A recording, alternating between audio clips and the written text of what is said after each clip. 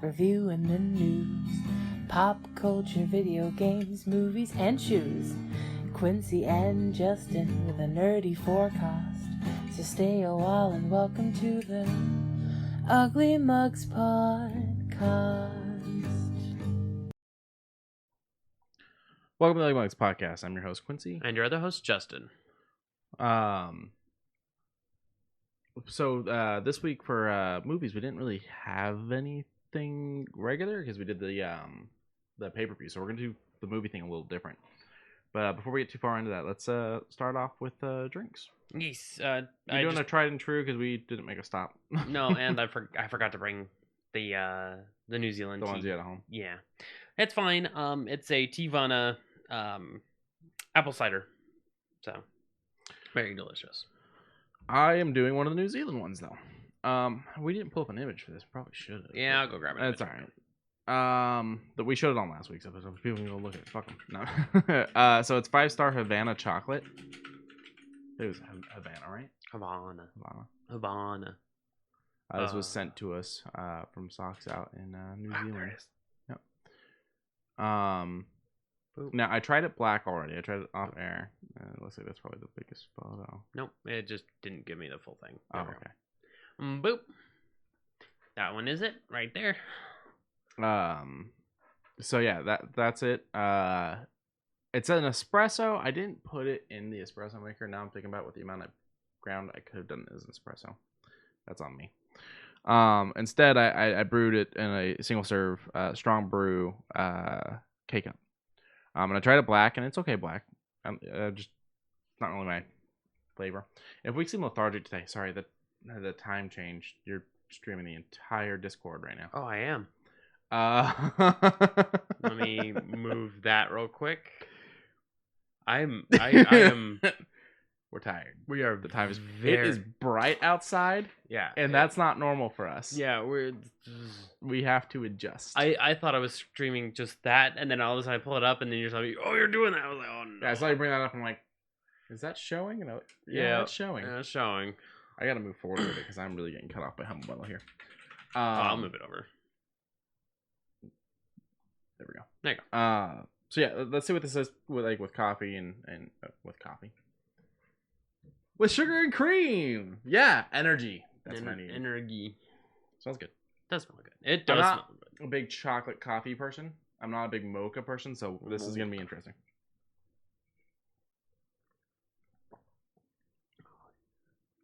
That's not bad. Oh. I think I should have put it in the espresso maker. It came out a little weak. You think so? Yeah, that's because of the way I chose to brew it. That's not the coffee's fault. Yeah, I mean, it's probably too much water for this amount of grounds. Next time I'll do an espresso. I still got some downstairs, so I'll do it as espresso next time. As espresso. Okie doke. And welcome to everyone that just jumped into the viewership. Yes. And hi to everyone in the chat. Feel free to talk to us. We'll respond when we can, and if you're interesting enough. Yes. And even if you aren't interesting, I'll probably still stare at your message like, what? What is it? What? I'm dyslexic, so it takes a bit, you know. Yeah. Yeah, wake up juice. Thank you. Yeah.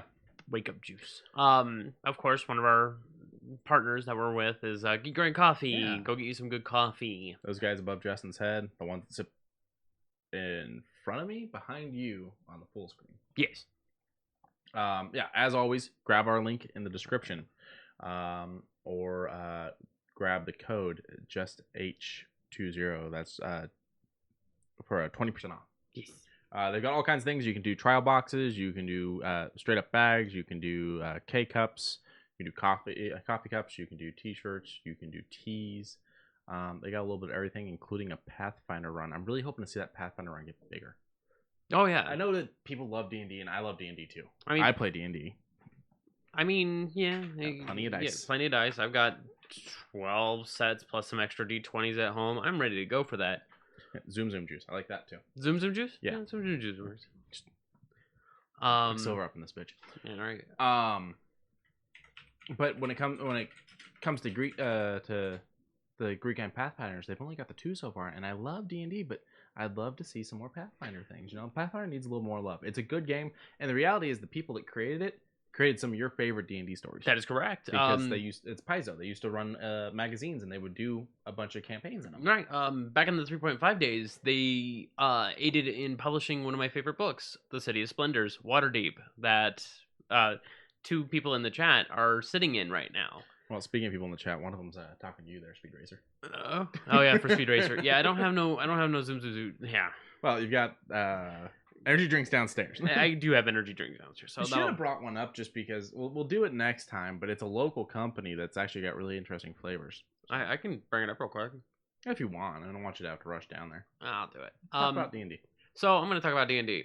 So Unearthed Arcana is always a thing with, trying to keep up with creating new content, so on. Papa Crawford and all of his team is continuously making new pieces. And this one brings in Creatures of the Feywild.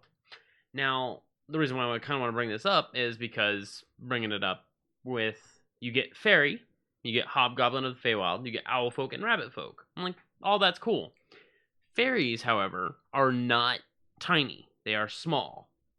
Kind of bums me out, but everything's kind of cool with it. If you haven't checked it out, just look up Unearthed Arcana and Feywild. It'll pop it right up. It's always free to use as far as this is all playtesting stuff. That is what Unearthed Arcana is just playtesting. And it just tries to make sure that you have the most fun with anything you're trying to create. So just giving that little heads up. Yeah. You introduced me to something that I had never experienced before, and I'm loving it. What was it? And that was the DM's Guild. Oh, yes. And just the amount of creativity in that place just blows my mind. And I don't think enough people know about it, and more need to. Oh, yeah. Oh, shit, yeah. There's a lot of free supplements. They always run sales. They have regular Xanathar's Guide, but then the creator of Xanathar's Guide said, well, there's more called the Xanathar's Lost Notes to everything else. Is there more fish in jars? Yeah, more fish in jars, and it has the little scribbles that he has up on the top. Mordenkainen's Tome of Marvelous Magic 1 and 2. Like, there is so much.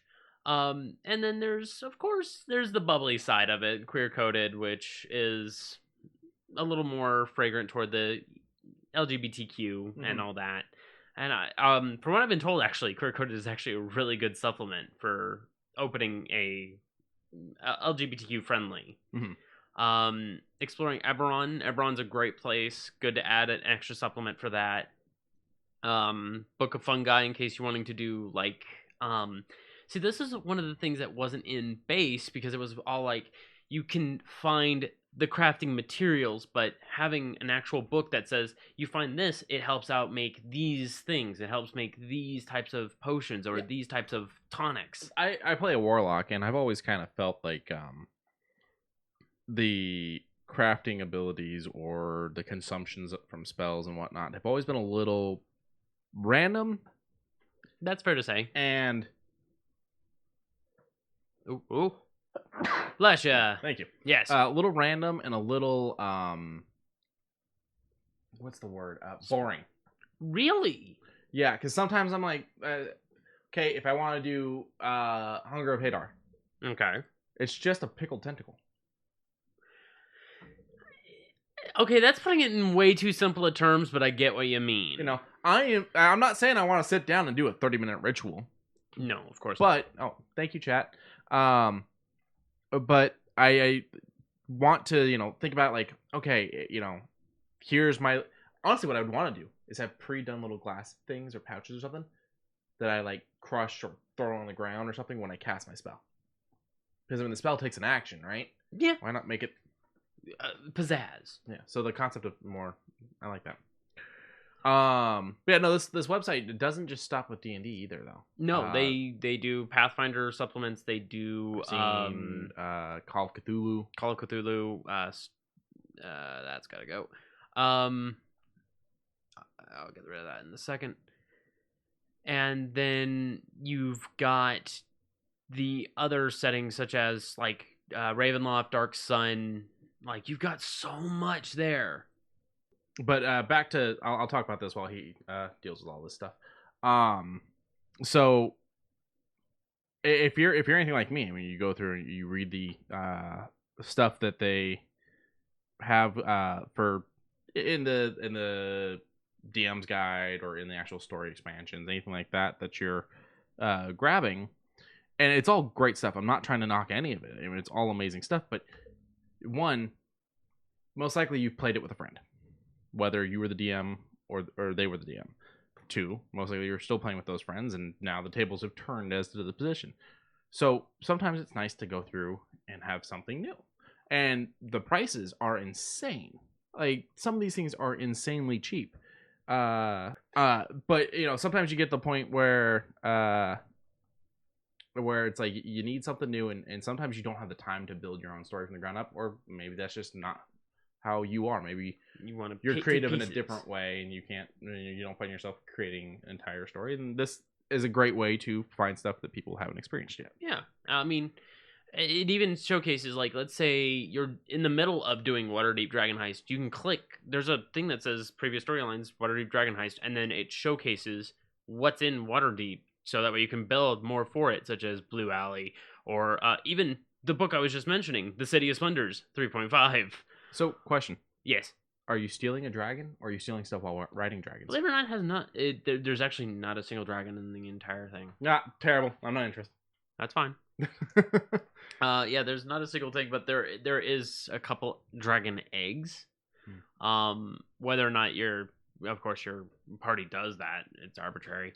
But there's always something on this, and we're not supported by them, but no, I love to support creativity. Yes. And the little guys. Yes. And gals and non-binaries. And another very interesting thing with the City of Splendors Waterdeep, even though it is for 3.5, it is still a very good supplement. Mm-hmm. It is still a very good overall. The other thing that blew me away about this. Go for it. Physical copies. Oh, yeah. Yeah, they sell physical copies. What? Like, yeah, they've got the watermark PDF, which is what I expected. And then when I saw that there was, some of them had hard covers. This one's got a soft cover, premium color. Holy crap. I was not expecting that much love to go into some of this stuff. Oh. And it warms my heart. Yeah, and speaking of being a DM, you've got 12 hours and 18 minutes from this exact moment we are talking. So maybe a little bit quicker if you're getting this podcast a little bit late. But it's DM's Day, which is March 4th all the way to now. It seems to have been a 10-day sale. They're pulling a lot of sales for up to 40% off. Oh, up to 64% off on certain things. Go and get something. Nice. Look, I'm all for celebrating DM's Day. That's great. But today's Pie Day, damn it. Today is also Pie Day. And a couple days ago was Mario Day. It was. Okay, fine. So no dragons. Is there still at least a heist? Oh, yes. Oh, yes. It's actually, as far as reading it, I haven't ran it, but as far as reading it, it is very much Ocean's 11, but with magic. So I know you don't read the Dresden Files, but one of the books they have to go and steal stuff from a vault that Hades has. Okay. So it's Ocean's 11, but in hell. That makes sense. I was like, this is amazing. Mm-hmm. So last week we kind of watched a movie, a bad movie, a good bad movie, a movie that we all love to hate, a guilty pleasure movie, very guilty pleasure. Batman and Robin. I own the VHS for this still. In fact, is it over there? It is not. It is not. But I own the VHS for this still. But Batman Forever is. Well, there you go. But Batman and Robin with George Clooney, Arnold Schwarzenegger, you can do it. Chris O'Donnell? Yep. And... You got it? That's one I don't got. I keep forgetting her name. She's the bride. I know she's a bride. Uma Thurman. Thank you. Directed by... I can do this. Joe Schumacher. Yeah. This is the last Batman movie for this universe. This is the last Batman movie Schumacher gets to do, because it is received so poorly. Oh, yes. 11% out of 92 critic reviews. Yeah. And it wasn't much higher, from 16 from 16. The audience. 3.8 users, 55. 3.8 out of 10 on IMDb and 1.8 out of 5 on Letterboxd. But good news, we had something to kind of alleviate the distance, and we put another riff tracks above it. Yes, we did. And that was hilarious. It was a very long day for that, and I was starting to zone out. And I remember during the bike chase, there was a joke, and it actually got me to snap up and wake up. And I was like, okay. And I just kind of rolled up and pulled up the blanket and just curled in a little bit, and I was there for the rest of it. But you know what I like is you said we had the riff tracks to alleviate the pressure. a little bit. Not that I would have 2 weeks beforehand watched this movie just because I hadn't seen it in a while. Fair enough. I will watch this movie. I will watch Batman Forever. Forever's fine. Yeah, that's the first Schumacher one. Forever's good. Now the funny thing is about these movies, I grew up in the 90s. These were staple in my house. We loved them. They're terrible, but we loved them. It's argued that not even argued. It's true that Batman and Batman Returns are the better out of this 4-film franchise. Never owned those ones when I was a kid. Oh. I had to be an adult and go and buy the DVDs. That's when I finally owned Batman and Batman Returns.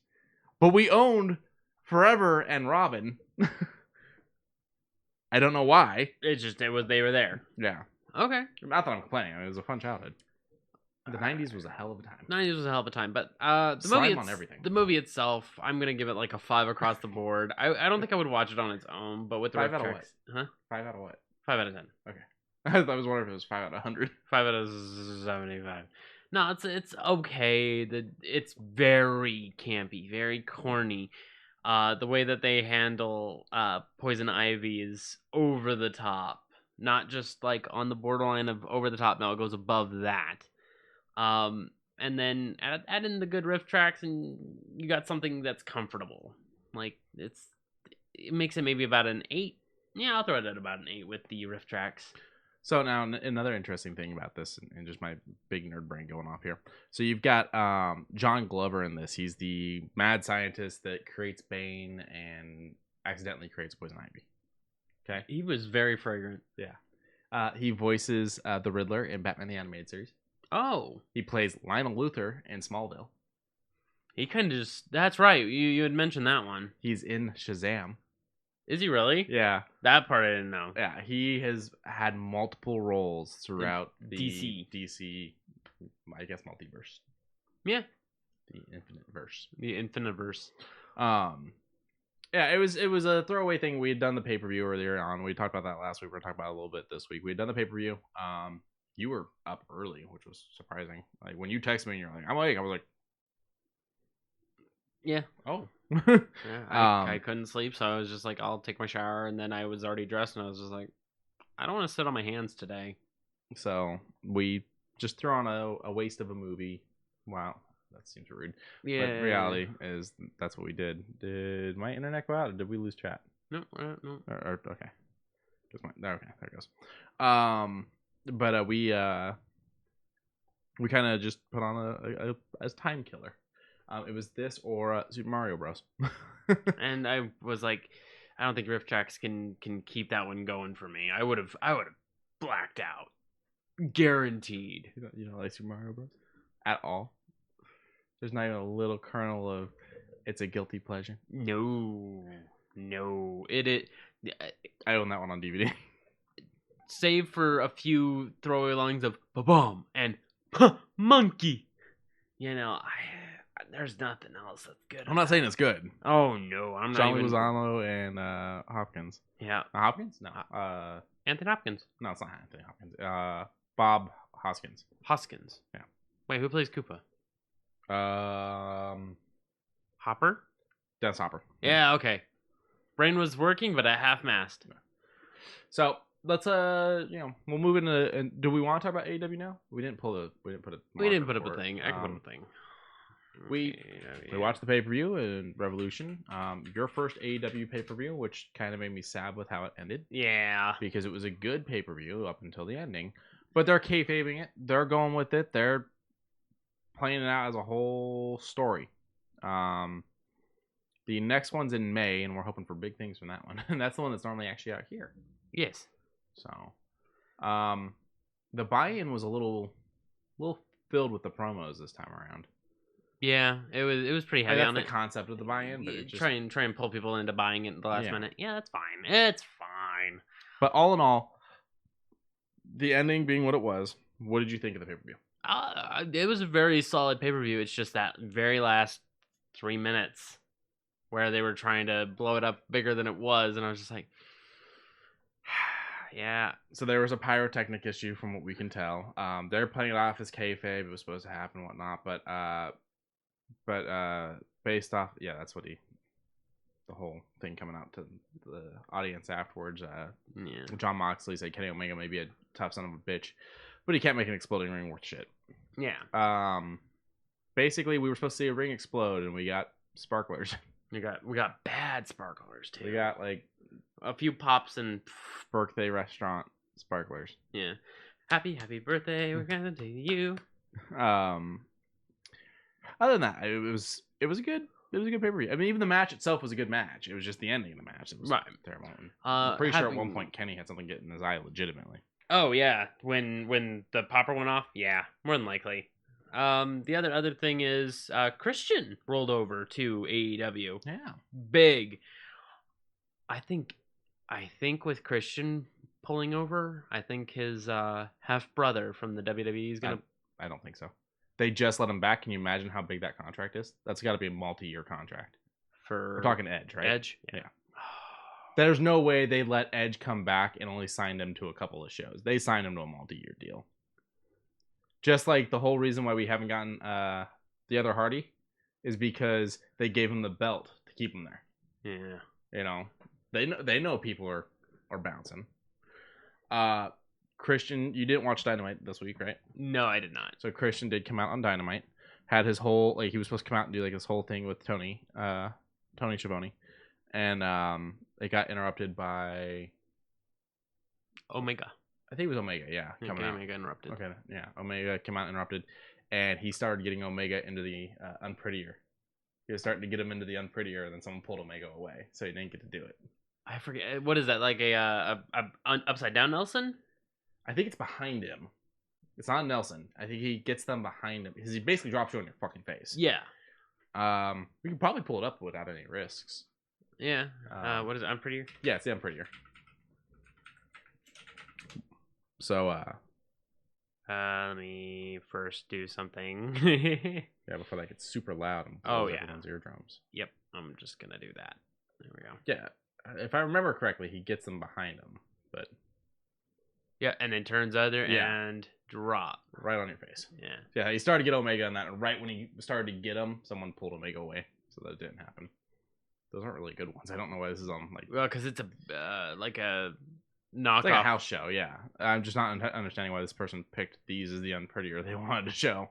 Well, I mean, it's a 18-minute long montage of them, and I mean, interesting. Yeah, and I think the guy's a little larger, so his arms don't go all the way back. Mm-hmm. Christian is getting to use one of his old theme songs. It's not a WWE one, but it is another Christian theme song we've heard. Let's stick around with it. Yeah, look at those. Those are a little bit more clean. Yeah, that's better. I like Christian with the shorter hair personally. Neutral. Like, they're both good. Oh God. Yeah. It's a nice move. Finisher.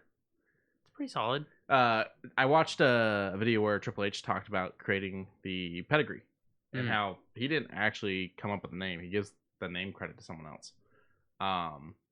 But he's talking about creating it, and it was based off of another movie. He kind of looked at it and figured it out and whatnot. And so he went out and he talked to some of the other wrestlers that he was working with. He's like, I got this move I want to try. And they're like, okay. And so, they try it out and they do the pedigree. And afterwards, he's like, so how was that? They're like, that was fucking terrible. You just smashed my face into the ground. And he's like, well, put your arms out then.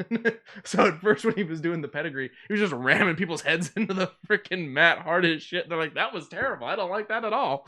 That's not how that's supposed to work. So, but for your first AEW pay-per-view, not bad? Not bad. Just that last 3 minutes. Yeah, but things go wrong. Yeah, I give it a stern 10 on 10. Like, it was very, very fulfilling. Like, I knew maybe half the characters in play, but the matches, they locked me in. There, like the female ones, where it was Idol versus Idol, and I was like, you don't really hear about idols becoming wrestlers, and then when you see it happening, and it's like, okay, I can get down with these angles. Yeah, And- AEW's got to get some amazing female talent too. Oh yeah, they're pulling people from New Japan. So remember the one that came out that was singing the song? Yeah. The one that does the headbutt thing? Yes. So Thick she skull. was on Dynamite on Wednesday, and I don't think she's ever worked with weapons before. She's got a mic, and first of all, she comes out singing, and everyone starts, because it's like a 3-person, 3-on-3 tag. Okay. And everyone starts fighting in the ring, but she finishes her song while everyone's kicking the crap out of each other. She's like insisting that she's going to finish her song. So she finishes her song. And then someone comes running up to fight her. So she turns the mic over to hit them with the mic. She goes, she'll pull back, she'll come in fast, and she'll stop before their head and then just like tap them. Like and it's like, you need to learn how to work with weapons. Yeah. But she was adorable other than that. Like, there was the Mick Foley way of working with weapons with Where someone. you actually fucking wrecked your face. Well, but no, Mick Foley could take it. He says, just do it. I don't care. But when he would use them on other people, like when he took the, what was it? It was like barbed wire wrapped around the hand type of thing. Around Mr. Saka. Yeah. And he would, do that. He would always, when he started to go in, he would just give you the blunt end. He wouldn't give you none of that. Yeah. So he was very safe in that regard. And speaking of safe, there was a lot of wrestlers doing a lot of dangerous stuff, but the ones doing the actual falling, they were making sure everything was going to roll out safe. I watched the previous Dynamite, Cody versus Shaq. Oh yeah, Shaq's not a wrestler. I want to watch that when we're done with all this. I'm gonna put that on while I'm putting up the editing. So he tackles Shaq through 2 tables, but he rides Shaq on the way down. Like he's holding on to Shaq as they go down. Yeah, because he's gonna make sure Shaq's okay. Yeah, so there's a lot of he's a big man. Yeah, there's a lot of that protection, which I like. And yes, we are talking about it and admitting that it's fake, but it's entertainment. That's all it ever is. It's just like watching a TV show. Yeah, that's fake. So I've been on vacation the last week. Mm-hmm. I've played a couple games. Put 20 hours into a game over the last 48 hours. This scares me because I feel like I would possibly do the same thing, and I don't need this in my life right now. Yeah, well, and I also put a couple hours into another game, and earlier in the week I put a couple hours in another. Goon bought me Valheim, which is a very interesting... It's a game where trees kill you. Pretty much. You cut down a tree you get weirder looks. Like it's a very interesting game. It's got subtle hints of eldritch horror with some really very nice landscape. It's only a fucking gig. Like it is not big at all. Did you hear about the guy that took down like the biggest boss in it, or closest thing to a boss, but the biggest one, by training a crap ton of wolves and just basically taking them into battle? No, I didn't, but I haven't run into a wolf yet, so I guess that's where I'm like, I didn't even know. I also saw a video where it was a guy playing with his girlfriend, and she's like, "What's in this over here?" He goes, "Oh, that's the wolf pen." She's like, "Oh, okay, wolves." And he's like looking around and everything. He realizes she's opening the door. He's like, "Oh wait, they're not trained. They're not trained yet." And it was just this sea of wolves that come out, and it proceeds the 2 of them being chased by wolves, and they run into like one of the shacks he's building. They shut the door, and he turns around, and the back of the house isn't finished. He's like, "I didn't finish this one." Jesus Christ! But it's a fun game. I'm glad that it's multiplayer, and I'm glad that it has a really, I don't want to call it wholesome message, but it's like a breath of fresh air when it comes to open worlds, because it's not, hey, you have to go back to your house in order for you to rest. Mm-hmm. No, you can build a campfire out in the middle of nowhere, cook up some meat that you find out there, and stay out there. You don't have to go home. And it's a new breath of fresh air as far as survival games. The survival game, yeah. And it's got that Viking thing, which is big for people really into Vikings, between the TV show, which had Edge. Oh, that's right. And then, you've got Valhalla out right now from Assassin's Creed, Ubisoft. So it's definitely one of those things that people are embracing nowadays. Yeah, Skull to the inspiring shield maidens of the past, present, and future. Happy International Women's Day, which was on the 8th. Mm-hmm. For the most part, most people are treating the whole month as celebrating women for this month. So. Good. But it is a fun game. 10 out of 10 on Steam. Oh yeah, I will. And it's getting 10 on 10 on Steam. I don't think it's gotten very many negative reviews. Like I think the only negative review is can't play on a on a dual core processor because this that. I was like, eh. You know what I found interesting is my laptop here. Yes. It's not a gaming laptop. No. It's not a very good laptop. Mm-mm. It's good laptop. It's okay laptop. I upgraded the RAM in it. I can't run BlueStacks worth a damn, but I can play what is it? Age of Empire, no problem. Oh yeah. Oh yeah. You play Tropico, no problem. But if I try to run a mobile game on this thing, Well, it's because it runs a virtual console, and with that virtual console, it wants to allocate strictly that much. I was more RAM. just saying it about how insane our phones are getting compared to our computers. Oh yeah. But that was one of the three. The second one was Monster Hunter World. I crawled back into it, and I realized how very quick you can go from just regular run-of-the-mill hunter to master rank. Like I did it in maybe 6-7 hours. Downside of MMO, I guess. I mean, I mean, I wouldn't really call it an. I mean, now that Iceborne. That's it. I was going to say Frostborn, but I was like, that doesn't sound right. But when Iceborne came out, it was what gave it a whole bunch more of like actual effort because they kept adding more monsters. They added the Nargacuga, which I was like, oh, that sounds really nice, but I'm not back into it. You know, I don't want to play it on my PS4 because I was like, it's on Xbox. Do I want to get back into it? And I was like, I'll let it sit there, and I let it sit there, and I let it sit there, and then just this week I said, screw it, I'll hop back in.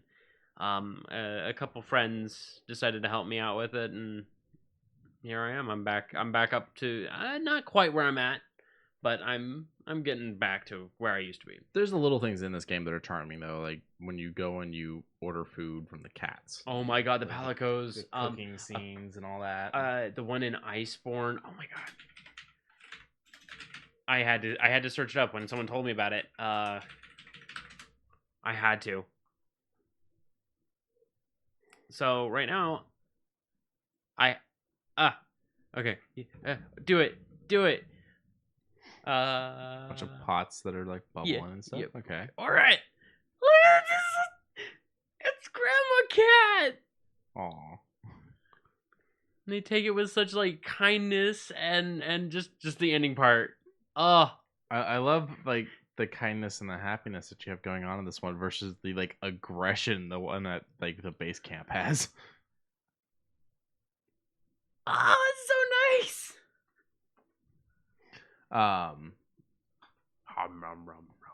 That's one thing where I'm like, we've actually made them bite the food though. I mean, come on.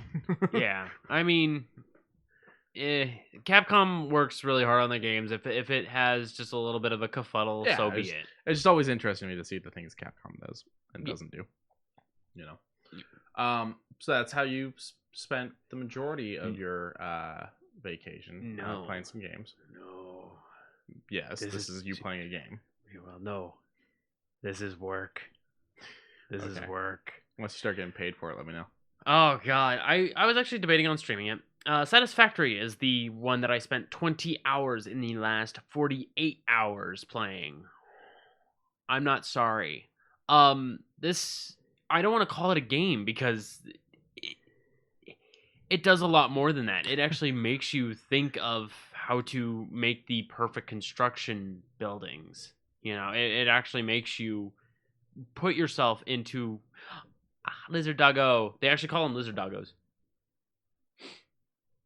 So, you say you don't want to call it a game? I can't. This is when you find out this was sent by the alien overlords and we're building their factories for them. And we're just controlling some body way out there. Yeah, some android. Yeah, why not? But I give this game so far a 10 on 10, and the next update is going to be in a couple days. So, what platforms is it on? I know it's on Steam. I think it's just Steam and Epic. Steam and Epic right now, Okay. just PC. I can see this rolling over to Series and PS5. Probably eventually. Yeah. It's a god.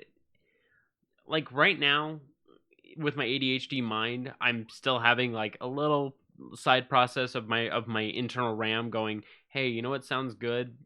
Building that train system that goes all the way to where your coal is, because it's way the frick out there. Because then you can transport more, and doing this, that, this. I tell you, in a Minecraft game I was playing, one of the people I was playing with, he got lost out in the middle of nowhere. Became this whole big, huge trudge to go and find him.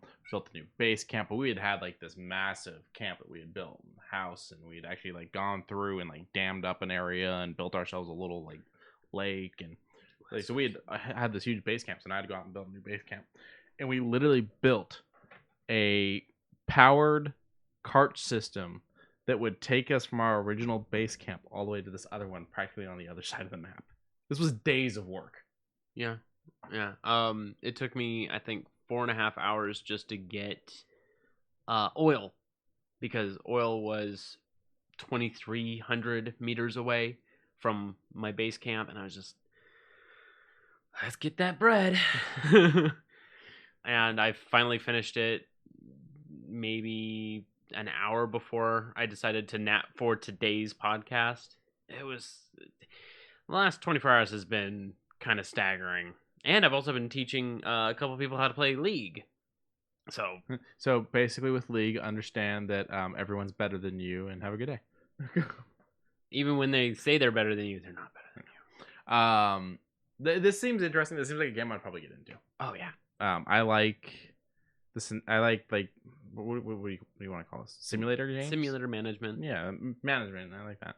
I don't like those games on your phone where it's like, oh, it's idle, so you just let it go. I'm like, this is the biggest waste of battery life. Let me do something. Now, see, that's the cool thing about this game is, as soon as you're past the biofuel stage and you're on coal and you actually get like sustainable coal, mm-hmm. you can just let it sit. Like I was listening to Critical Role while I was letting some energy build in my place, so that I can get some what do they call them? Reinforced iron panels. And I was just like, I gotta let it go. I'm just gonna listen, sit back, drink on my energy drink, and I should go and grab that while you talk about this coming up news article. Well, I'm gonna touch on the chat for a second. Go ahead. So chat's no, I'm saying go ahead and get your drink. Chat says with Satisfactory is fun to watch, except cable management, that's horrendous. And I'm getting a shake from the head as he walks out of the room that yeah, it is. And all I can think of, because I haven't played the game, but all I can think of is trying to run cables when you're building stuff in Fallout 4 or Fallout 76, and it's like, oh, it can go through that wall and make that light bulb work, but it can't possibly touch that other item. If it does, everything breaks and nothing works. You can't get power there. The running power in the Fallout game crafting just drives me insane, to the point that I just don't build turrets that need power. I put all my generators on my roof and run my little power in my shack and call it a day. But I definitely could see me getting into Satisfactory, and I think it would eat up way too much time. Welcome back. So I compared it to I don't know how cable running works in that, but I compared it to how much I hate trying to run power in Fallout. Yeah. Okay. decent comparison. Okay, well, yes. So when you put one pole up, mm-hmm. you can only attach 4 things to it. So if you want to have 6 things attached, you're going to need 2 poles. And then you run one between them, so that uses one each off of each of those, so on and so forth. And then you, of course, have to have it run all the way back to where the power supply is. As you know, you've paused the game, you've gotten out some crayons, some paper, and you're drawing out a blueprint. Age 32. It is like a puzzle game in of itself, but once you figure out that puzzle, you can have a self-sustaining power source that powers itself. Gotcha. That's the goal of life. Yep. And as soon as I did it, I was like, cool. What now? And they, as I said, we're about to get from what I've been told, a pretty big update. Either tomorrow or day after tomorrow. Nice. This update is meteorites like strike everything you've built and destroy it. No. God. Oh no. If it is things that undoes, No? that would pull me the fuck out. I would make it an Should be a option to turn- toggleable thing. Yep. Like when you do the disasters in SimCity and you decide, yeah, I'm done with this place. Drop a tornado right here See- and a kaiju right there. Yeah, I would like to have, if I can summon up things like that. Sure, like, oh, that's my old copper thing. I no longer. Yeah. Like, I would like to do that. So talk about the drink. So here in Las Vegas, we got a company called Ghost. They worked with pre-workouts, et cetera, et cetera. Here, let me pull up our big faces. Boop. So let me. I go to wave and I choose the side that blocks the. I know, right? So they did pre-workouts, and then they started. They did a handshake with. I believe they started off with Sour Patch Kids, and then they started with grabbed other candies such as Warheads, and then they rumored Mike and Ike's. I don't know if that's 100%. I don't know that I like Mike Ike's enough for that. Yeah, but Zowers maybe. But I've tried all of them, including the peach mango. Not that great. No.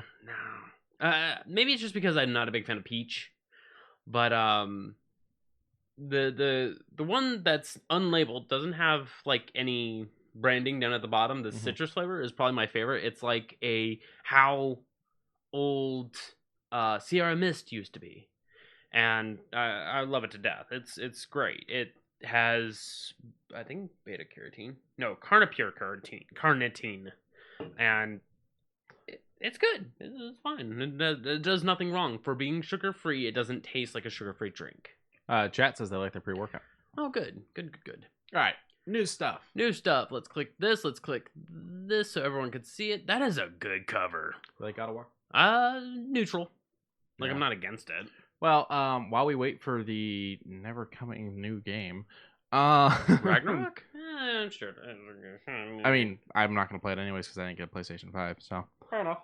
while we're waiting for that game to come out, though, you can tie yourself over with Dark Horse's new comic. Now, I like Dark Horse. I like some of the stuff they've done. The problem with Dark Horse, a lot of times ends up being a lot of the stuff they do is not considered canon. This one is supposed to be a direct tie-in, though. So it's God of War: Fallen God. The first issue came out on the 10th, and I'm not entirely sure how long this run's gonna go. But the next issue is Lore and Legends. They're about September 8th. No, that says 2020. Yeah. Lore and Legends must have been the previous thing. This is next issue, and it brings that. Yeah, That's not dumb. That's But not right. yeah. So this one's $3.99. You can get a preview if you go to the Dark Horse website. It does nice little cinematic move throughs for you. So I like God of War, and this is like a nice way to kind of like keep the juices flowing while you wait for the next game. Yeah. Really well done art. The artist is Tony Parker. The writer is Chris Robertson. And No relation? Not that I know of. Fair enough. Although it is spelt the same, so Yeah, that's why I said any relation. I don't tend to meet people with my name. I tend to meet people with like one letter off from my name, so that's actually interesting. Colorist is Dan Jackson. Letterer is John Rochelle, and cover art is done by Dave Raposa. So go check it out. I mean, you can buy it digital. I do believe it has a physical version as well. And like I said, it's only $3.99. Yeah, that's no problem. Badoop. So, hey, Liquid's back. Hey, look at how tiny that is. Yeah, I thought you'd like this one. I do. Okay. My favorite console, even to today's time, is the N64. All of my best memories are on the N64.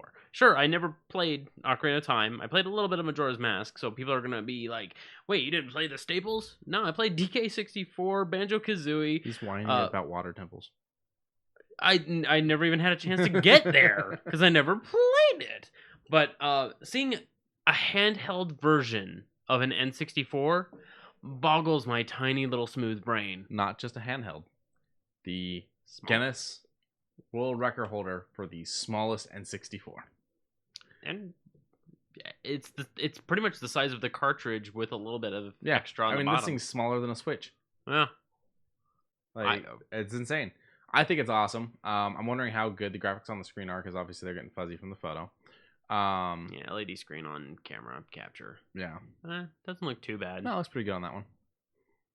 So yeah, there's a modder out there that just decided, you know what? I want my N64 on the go. Is that a Raspberry Pi next to it? Yes. Okay. Yeah, of course. Bitch slapped Raspberry Pi out of there. Yeah, it's a Raspberry Pi that can run it. Or no, I don't know if he's using Raspberry Pi because he just slapped it out of there. I mean, it looks like it is. Maybe. But it just goes to show the fun things you can do with computers. Yeah, and I'm going to open this off mic, so a little bit of ASMR way out there. Good stuff. It's terrible. I hate it. The board fixes it. I hate it. The board fixes everything. No, it doesn't. Oh my god, it goes straight I've heard my voice. The board does not fix everything. You lied to me. But go check this out. Nintendo of America, I think, has even actually, tweeted out about this. The modder's getting a lot of respect for this, and which is strange because Nintendo would be usually the first ones to go, "No, get this out of here." I think they've retweeted it. I'm not 100% sure. They were definitely tagged by Guinness. Yeah, if it was a retweet, it should be right within here. No, we're already hitting March 12th. I guess not. All right, so they're ignoring it. Classic Nintendo. Unless it was no, it's not that old. On the 10th, maybe I'll do a quick scan through. Give me like 2 seconds. 1,000, 2,000. All right, well that's it. It's all right. And that's pretty much status quo with Nintendo, right? Yeah. Play our shit, but don't show our shit. As of right now. Hopefully sometime soon they'll do something. I'm hoping they figure something out. So, all right, moving on. Boop. That's not moving on. That's not moving on. That is. Oh nope. No, that's not. Now it is. You opened a bunch of links. I did. That's my ADD. Toplitz, the publisher behind Medieval Dynasty and Lumberjacks Dynasty, and developer Virtual Magic Games have officially announced Wild West Dynasty. Now, this does have a trailer. It's very cinematic. If people want to go and check it out, it's very nice looking. So it's Wild West Dynasty. It's the latest entry in their Dynasty simulation series. Toplitz describes it as emerging from being a lonesome cowboy to does it not have the trailer on Steam? No. And they dropped one. That's the first that's the thumbnail on YouTube. Well, we're just gonna go with that. So they say emerge from being a lonesome cowboy to founding a settlement and becoming a mayor of a gold digger town. Your personal endeavors know no bounds. Soon the other settlers will join you in your quest for happiness. Find a wife, produce a hardworking heir, and start your legacy. Okay.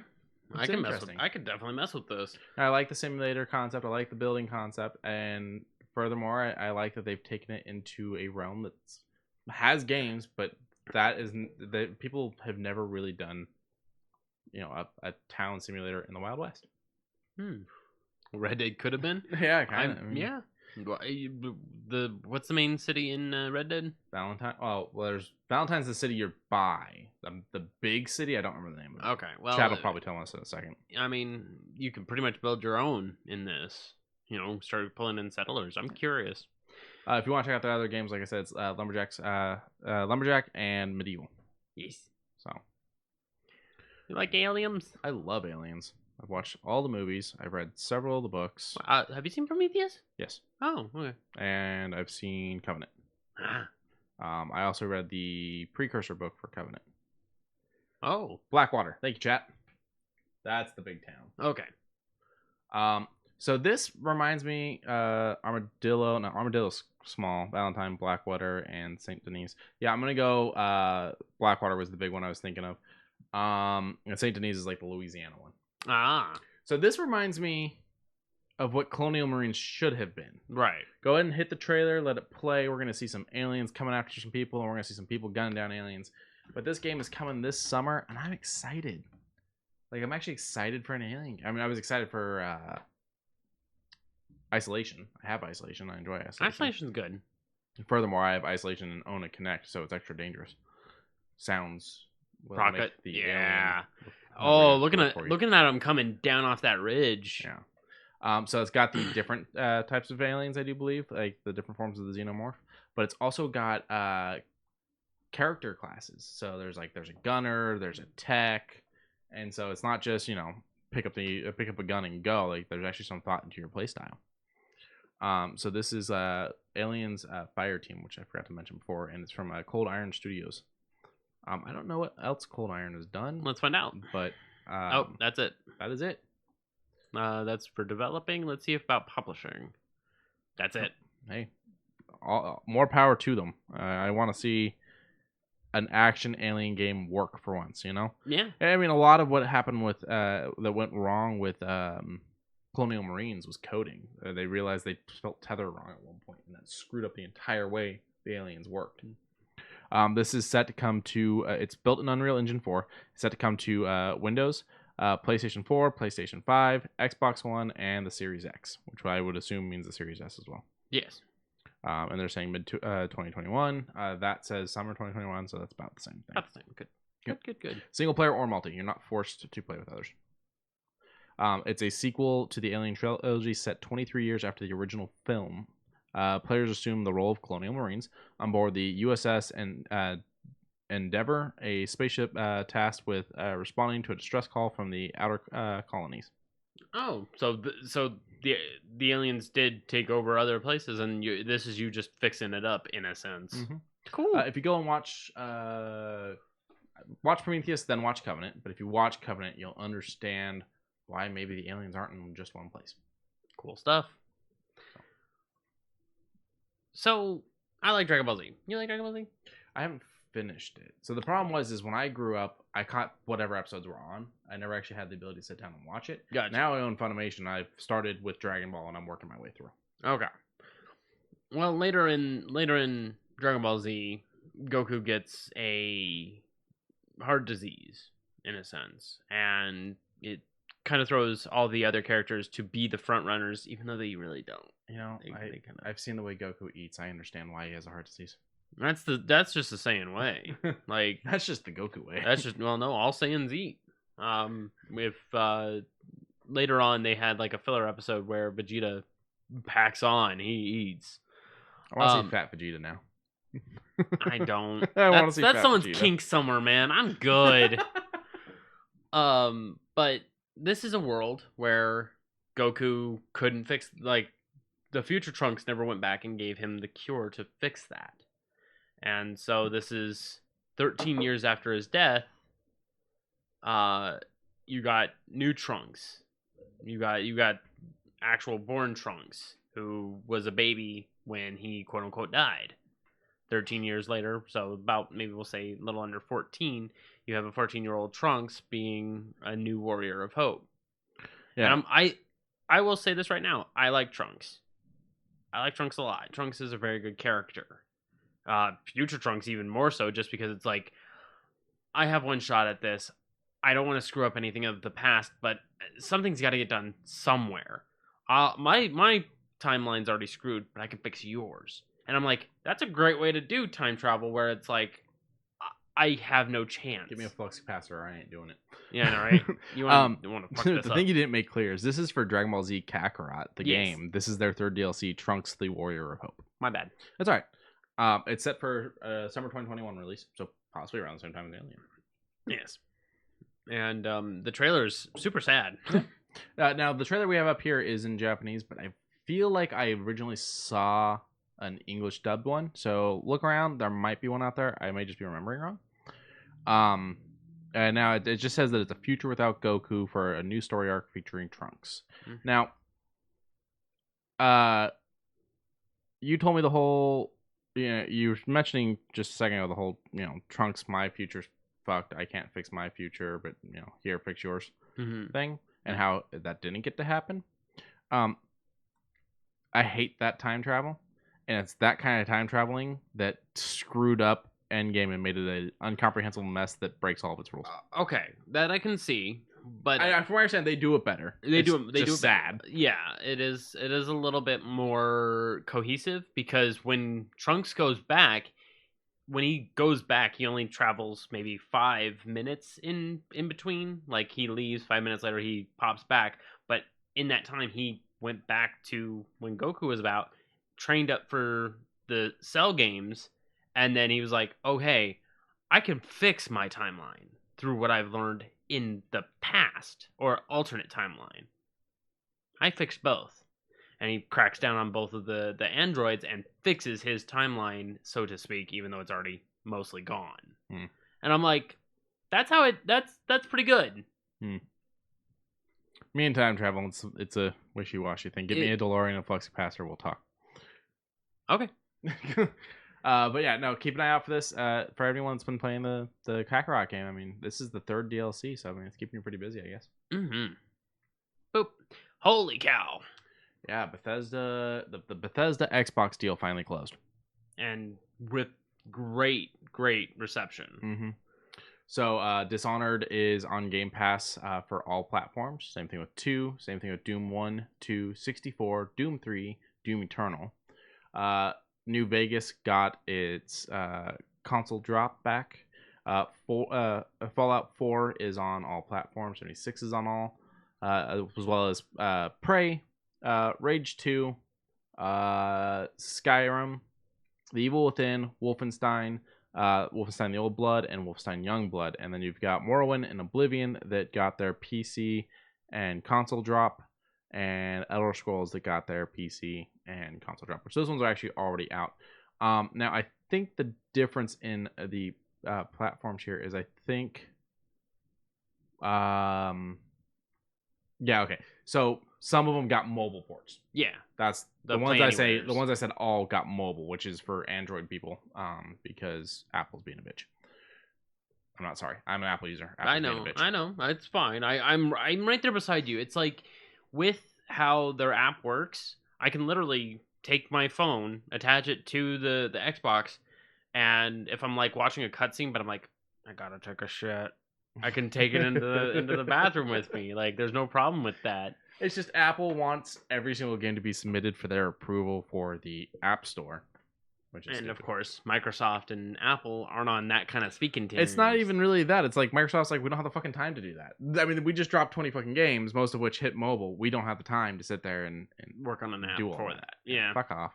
Fuck off. Now, a lot of these were already here. It's just they added a platform for them here, added a platform there for them there, or these disappeared for a little bit just to come right back now. Yeah, New Vegas. New Vegas is back, baby. 3 is not on here at all. Not on the new list. It is not on Game Pass right now. Fallout 3 is not.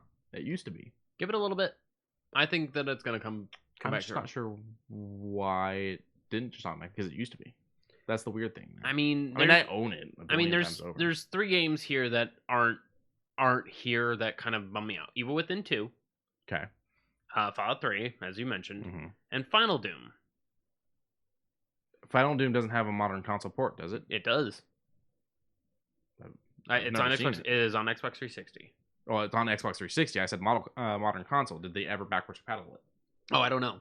That would be the thing that would stop. Oh, okay. I thought they would have already done that by now. Then in that case, no. Then just the 2.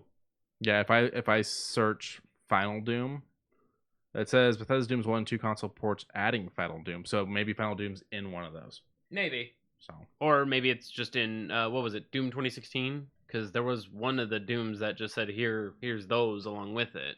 I'm not sure. I own the Doom games so many times over, it's insane. Same. Because I went through and I bought Doom 1 and 2 digitally, and then cheapest stuff. Then I bought the BFG edition of 3, which comes with 1 and 2. That's it. That's what we're talking about. And so it's just like a huge mess. Ooh, Sigil.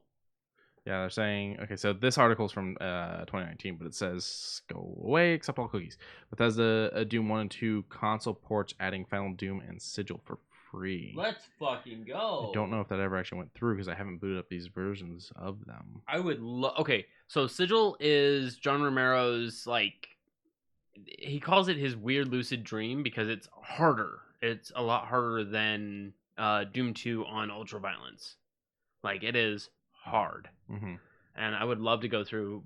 I would like to play it on keyboard and mouse, don't get me wrong, but...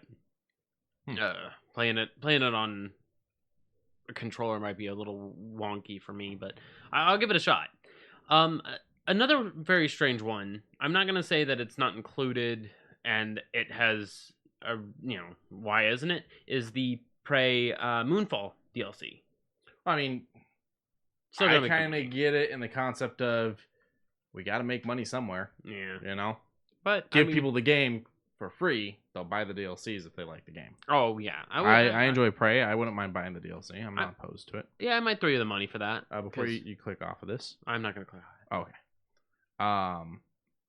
With this, we're getting frame rate boosts on 4 games, 5 games, 6 games, 8, several games. all of them. No. Elder Scrolls Skyrim Special Edition is getting frame rate boosts. Fallout 4 is getting frame rate boosts. Fallout 76 is getting frame rate boosts. Dishonored Definitive Edition, and Prey. It's an optional thing though, so if you decide, hey, I don't like this game looking good and running well, you can go and turn it off. Now I had an argument because you said Fallout New Vegas was getting that, right? No, Fallout 4 and Fallout 76. Oh, okay. Well, I made the argument of if they did this to Fallout New Vegas, I'd be like, I would probably set it back down to 30 frames, just because it adds a little bit more of the cinematic feel. It doesn't feel obtuse if you slow it down a little bit, you know. But to each their own. Some people like having a more cinematic look because, as I also explained, movies in movie theaters run anywhere between 23 to 28 frames a second. So I'm just saying that a game as old as Fallout New Vegas, I don't see any reason why you wouldn't want a frame increase, especially considering the game. It's not the prettiest game, and the reason I say that is because it's got the Wasteland Everything Sucks look to it, which is one of the things I like that changed about Fallout 76 is there's fucking color in this game. Yeah. There's no color in the previous 5 entries. Yeah, 1, 2, 3, 4, New Vegas. Oh yeah, Brotherhood of Steel 6, and then there's that other one that no one wants to count as canon. I can't remember it, but there's technically 7. Yeah. So I just thought the option to turn it off was funny, especially because like you're playing it on a modern console that can handle it. Trust me. Fair enough, but as said, to each their own. Some people like their flavors of coffee that taste terrible. That's fine. Cat coffee. I've never tried it. I can't say it tastes terrible. But shoe news. So from Bad Bunny, we have a coffee-colored shoe. I like it.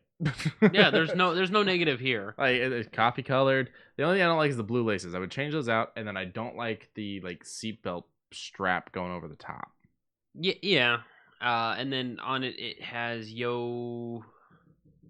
something. Oh. Here, I got it right here. Hold on. Thank you. Visto Ozzy. Okay, yeah. Yo Visto Así, which is I dress like this. Gotcha. And it's to commemorate his song, and he was on, I think it's Jimmy Kimmel. It was one of the late nights, and when he got introduced, this was of course during pandemic time, so he played at home. Mm-hmm. And when he was doing his cover of his song, he had a Rock Band guitar and drum set, and it was a cute little edited thing, and I was like, okay. And apparently he's a really cool guy. Yeah, I didn't know anything about him until I came across the shoes. Yeah, and another picture of, like, when I was like, I couldn't find any shoe news for this week. He showed me this. The shoe was embedded into a cake. Yeah. And I was like, I don't understand that, but okay. Also, if you notice, there's 2 tongues there because you can switch out the tongue of the shoe to have one that's got an eyeball or one that's just got the Adidas logo. Adidas. The shoes also are shown with brown laces and what is that? Is it like a green? Oh, yeah, green. Yeah, lime. Okay. We'll say it's a lime color. I would go with the brown ones personally. Yeah, keep the color scheme all one. No. I don't mind the blue. The lime ones are way weird. So these drop on the 17th, but what scares me is they're $160. Yeah, they're understanding. Designer shoes. So now you have to go through the brand's confirmed app to be able to get them. So if anyone wants them, that's how you have to get them. Yeah. Now, are we ready to get to the spoiler cast, or do you want to wait? We'll wait. We'll save the spoilers for the end so that people know when it's coming, and they don't have to worry about, oh crap, how far do I have to skip to get to the rest of the news? Fair enough. This is you. I'm see that Court of Owls, and I'm just like, I'm excited. Okay, so you remember Batman the Animated Series? Yes. Okay, I should start with, there's Batman the Animated Series, there's Superman the Animated Series, and then Batman eventually turns into, like, it goes through a name change, but it's a continuation of it. And then you eventually get things like Batman Beyond, Justice League, you've got the entire animated universe. Does Brave and the Bold fall under this? No. Okay. Brave and the Bold is its own thing. Okay, although it is amazing. Yes, it is. It's on HBO Max now. Oh, good. So what DC did a while back is they decided we'll do Batman the animated series or is like a comic book. So we got Batman Adventure Continues. Like we've had comic books before with the animated series, but then we finally got Batman Adventures Continue. Now we're getting Batman Adventures Continue season 2, where we're getting the Court of Owls, the ancient Gotham city legend, the Court of Owls. I love the Court of Owls. Got the mask downstairs. That is a good cover. It is a good cover. So this isn't out yet. Can you scroll back up? Let me know if it's got a release date. Okay. The article, I guess, is down. Good animation. Great animation. I love it. It's a nice mixture of the cartoon, but it's got like a lot of like May 6th. Thicker lines, I guess I could say. Yeah, it's got that pop. Yeah. So yeah, May 6th. I do believe it's getting a digital release first. Yeah. It'll have digital chapters publishing bi-weekly beginning May 6th. And then once all the chapters are out, I do believe that's when we get the June 1st. So yeah, once all the chapters are out, that's when you get the actual book release in brick and mortar stores. Okay. So yeah, I'm pretty excited about this. I think this is a good way to get old fans that were never comic book fans but love the cartoon to step into a comic shop or step onto a digital app. Yeah, why not? I mean, all of it is. I've never had a problem with the animated series. Like, the animated series is amazing. Yeah. There was a few angles that not charging. was never. I'm checking something for you. That's why that's up. Oh, okay.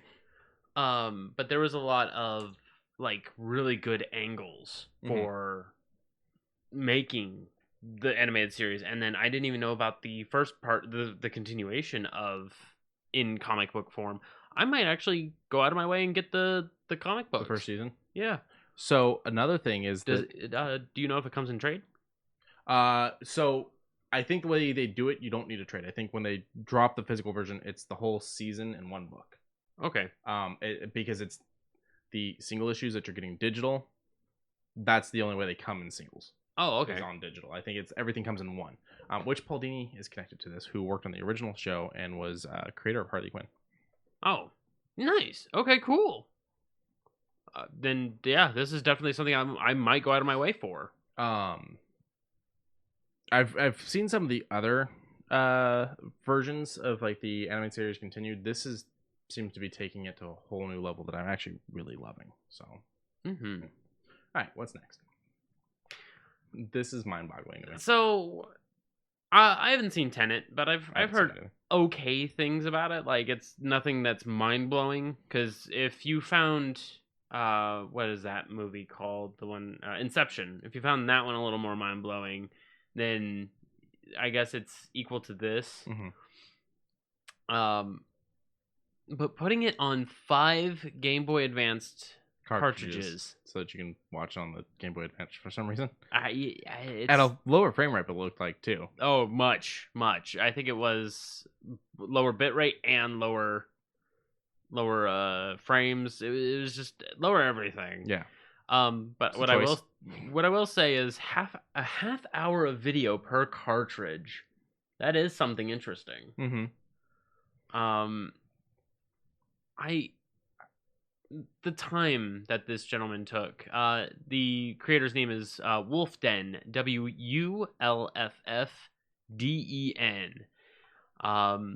Go and check out his videos if you're wanting to take a look at how he did it, and he even went out of his way to showcase like if you own it, you can still do it because he's like, what I'm doing is not pirating. I own the movie. Yeah. So this is different. He's like, this is like using it. It's like, I'm not pirating the film. And I'm like, he's technically right. He's not selling it to anyone. He's not giving it away to anyone. It's an interesting choice. And it's just doing science. engineering. Yeah, and this kind of felt a lot like the choice someone made of doing the N64 as a handheld, like where I'm like, this is what people do when they have free time and they have the know-how. I don't know what that is. Me neither. Wait, So okay. I'm gonna keep looking. We'll move on to the next. Okay. When you're ready. But having it beyond just 5, that's also kind of impressive. Because when you have 5 cartridges, because I remember you used to get those cartridges that had like the single episodes of like I think it was Nickelodeon cartoons. Yeah, I remember those. And they ran okay. I got one for free from, I think it was Burger King. Makes sense. And I mean, it was a 12-minute short, and it played okay. Yeah. It didn't do anything out of the ordinary. But having a full-length movie on a Game Boy Advance, 5 cartridges though. 5 cartridges out, but especially in a modern day of cell phones. Yeah. No, let me click this, and you wanted to show me this. Yes. So I downloaded Doom as we were talking because I had to know. So available with it, you get Doom 0 from Iruk Software. Wrecker from Mockingbird Software, BTSX episodes 1 and 2 from BTSX team. I don't know what any of that is. Deathless by James Paddock. I can recommend Deathless. It's take Doom's premise but add a little bit more of like, I don't want to call it hellish landscape. I would say it's more. Go check it out if you already have this through Game Pass. Like if it's free with Game. The way this works actually is if you have the newly released version on Game Pass, or if you just bought that version through Microsoft. This is all part of that. Yeah, so just go get that then. Does it have sigil? No End in Sight by Amel Brundage and Christopher Lutz and Zazer. I've heard of Lutz. Lutz is a pretty good name. Double Impact by Ralphus and Rock King. Rock King did a little bit for Rise of the Triad. That's why ROTT. Rise of the Triad. Yes. Sigil by Romero Games. TNT Evolution by Team TNT. Anything made by TNT is hard. Okay. It is. And the Plutonia Experiment. No. And the Plutonia Experiment by Dario Casala and Milio Casala. Now, this is just what's on Doom, so I don't actually know what is on Doom 2, but those are all available when you have Doom. So the Plutonia Experiment, you can play it on the easiest difficulty, and you're still going to be sweating bullets. Okay. Guaranteed, because when the first opening, you get the double barrel shotgun. That's cool, right? Mm-hmm. When the first door opens and you walk through, there is maybe 5 chain gunners around the outside. That's on easy. That's on the easiest difficulty. On hard, there's, I think, 8. And then on the far side, there's like 2 imps just chilling out. So it's get fucked the game. It is pretty much get fucked the game. Nice. One of my favorite YouTubers, let me pull him up. No, I refuse to let you do that. Oh. No, go ahead. Okay. Just fucking with you. Civi11. Let me go ahead and pull him up real quick. He plays all these old 90s games, and he loves doing this kind of stuff. Like, he played through Doom on Ultraviolence all the way through, and he did Doom 2, and then he did, I think he's working on Final Doom, but he even did the Star Wars Dark Forces first person. He did Blood on Death Wish. He's a pretty good individual if you're into the 90s first person. Has control over their age. For one of the, I think like he played a game not too long back and he lost it. He was like, I'm just not that much of a masochist, and he just kind of closed out of the game. And then at the very end, you hear Rise of the Triad, "How'd I Do," which is one of my favorite songs from Rise of the Triad. So I just realized a weird thing, and maybe you can explain this to me as to what the hell's going on. Well, the computer did not update its clock.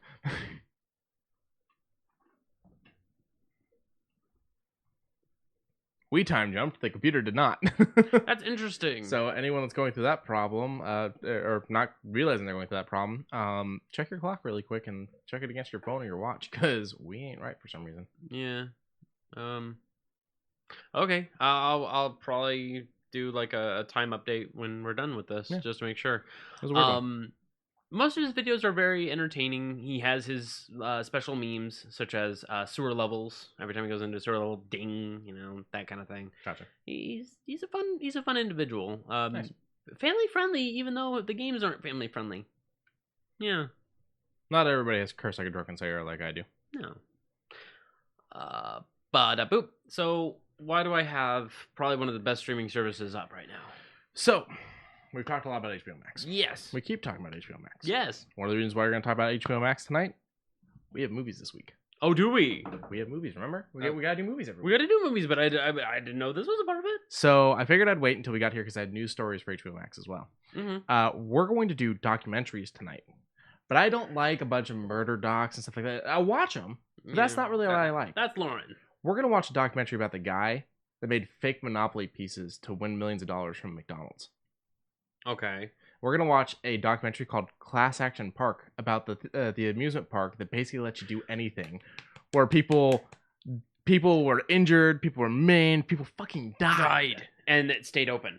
They had water slides, they had roller coasters. You could do whatever you wanted at this absolutely insane place. Yeah. So those are the two we're watching tonight. Okay. The other reason why we're talking about it, I will check that in a second. Okay. They just announced, Warner Media just announced this, so AT&T technically, when they did their Analyst of the Investors Day, that HBO Max, roughly around June, will be dropping an ad-supported subscription. So you can keep your current subscription that you have now. That's not going to change. But if you feel you're paying too much for HBO Max, you can drop down to a cheaper price. It'll just have ads. That's cool. One other difference, you will not get the day one theatrical releases. No Mortal Kombat, no Dune, No Kong, no Godzilla and Kong. Well, that comes out before June, but yeah, that would be the concept. Yeah.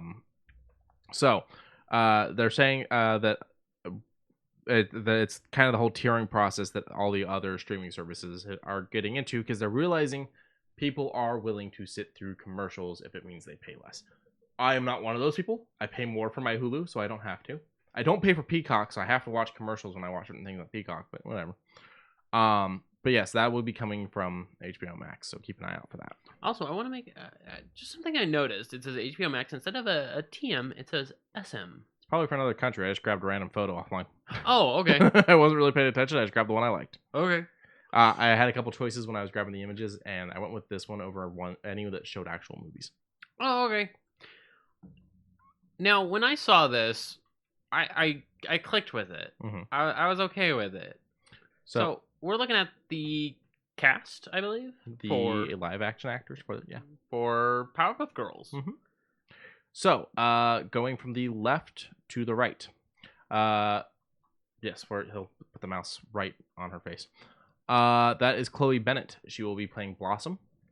You would know her from Agents of S.H.I.E.L.D. Mm-hmm. The next one is Dove Cameron. She'll be playing Bubbles. I don't actually know what she's from, so I will have to look her up because I don't want. I got it. Okay. She was the one where I looked at the first one, I was like, okay, yeah, you Blossom. I looked at the second one, I was like, there is something Bubbles about her. What happened? I don't know. It minimize my stuff. Descendants. That's what she's from. Oh, she's from the Descendants movies. And then on the left we have Yana, or the right, sorry, Yana Paralut.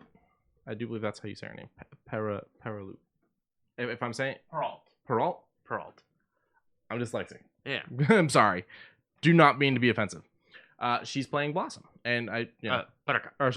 Buttercup. And it's been a long day. It has been a long day. And she's also from Agents of S.H.I.E.L.D. She shows up later on. So I've only seen two of these actors because I didn't watch The Descendants. Right. I've seen the two bookending here. I think they fit the characters. Like I'm looking at them, I can see them as the characters. I think this is gonna be really interesting. I'm keen. I would like to see what do they call it?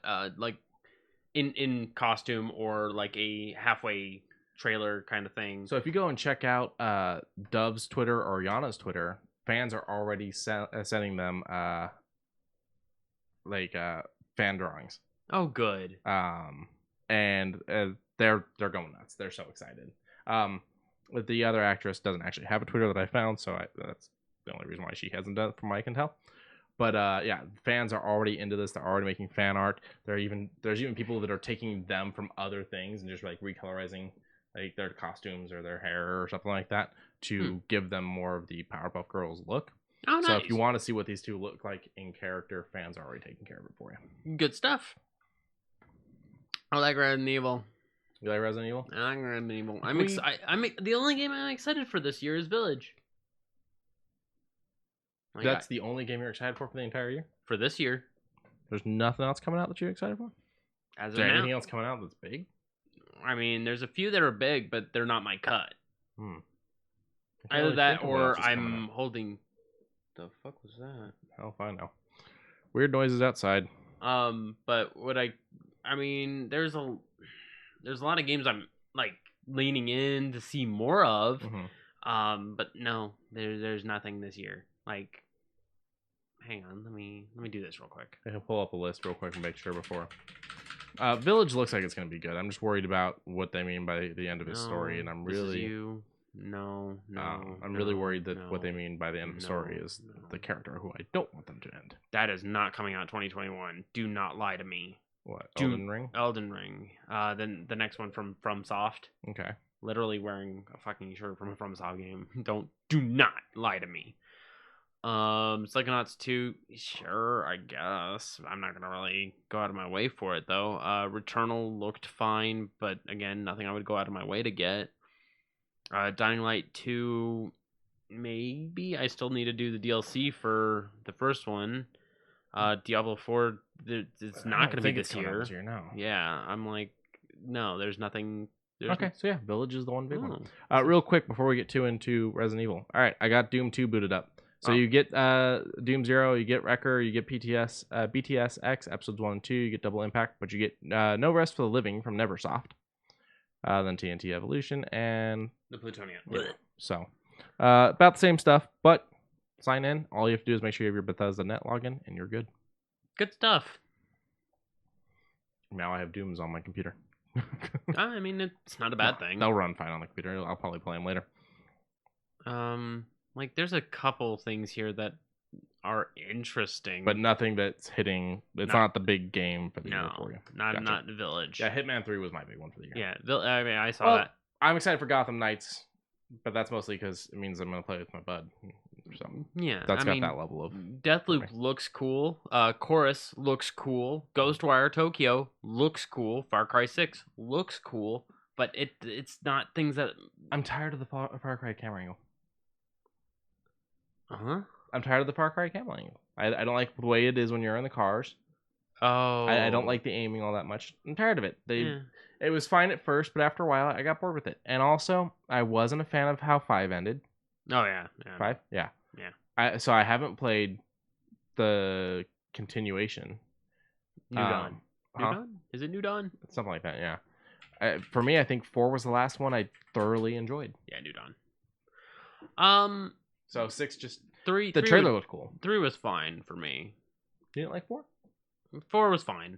3 was a lot better just because it had the crazy motherfucker who was just always like, I'm mad at you, and you know why I'm mad at you. You're mad at me. I don't give a fuck about that. Mm-hmm. Do you know what the definition of insanity is? Being the same action, expecting different outcomes. Yeah, and he pulls out a gun. It's like, oh, that's a different. Back to Resident Evil now. Yeah, so back to Resident Evil. So yeah, this is Infinite Darkness, the original, or not original, but the next part in the story that is going to be done as an animated thing on Netflix. Yeah, it's featuring Claire Redfield and Leon as their front runners, and I'm like, see, if it was a continuation of the fuck is it called?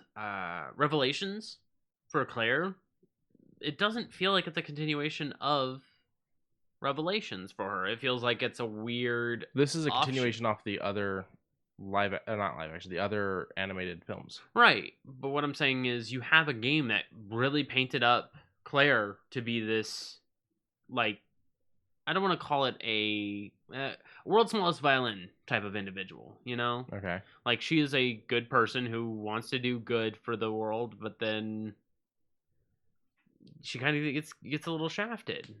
And so she kind of sticks around Barry and then runs into Barry's daughter during one of the Raccoon City. I don't want to call it like high school reunions, so to speak. And then I guess Barry's daughter, Moira Barton. You're going on a tangent, and I'm completely lost as to why you have issues with Claire being in this movie. It's just they don't want to continue her strengths. They want to just continue off of the ones from the movie. And I'm like, but you could have included it. There was no need to take away what made her strong. What made her strong that they took away? Giving her more emotions. Giving her, like, an actual drive to continue being with the BSAA. Okay. You know, it's just... I mean, I'm not seeing anything in this trailer that's saying she's not strong, but I also No. haven't played Revelations like you have. Oh, Revelations 2 is probably one of my favorite ones, aside from Code Veronica. But you're right, I did go on a tangent. I was lost as to why we took issue with this. Yes, thank you for stopping me.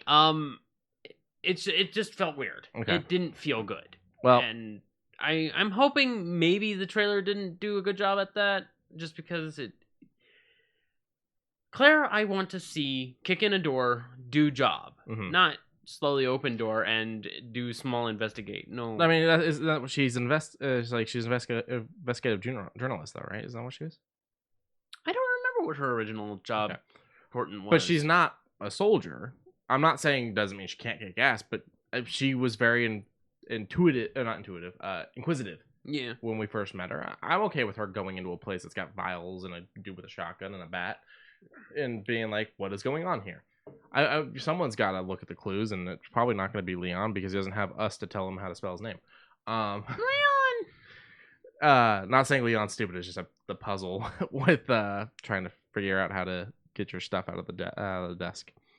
But the reason why we're talking about this is they announced that for the American dialogue, the English dialogue, it's going to be the voice actors from the remakes of the games, which I think is pretty cool. I think it's Baker that does Leon anyways, so it's going to be good stuff. Let's check right now.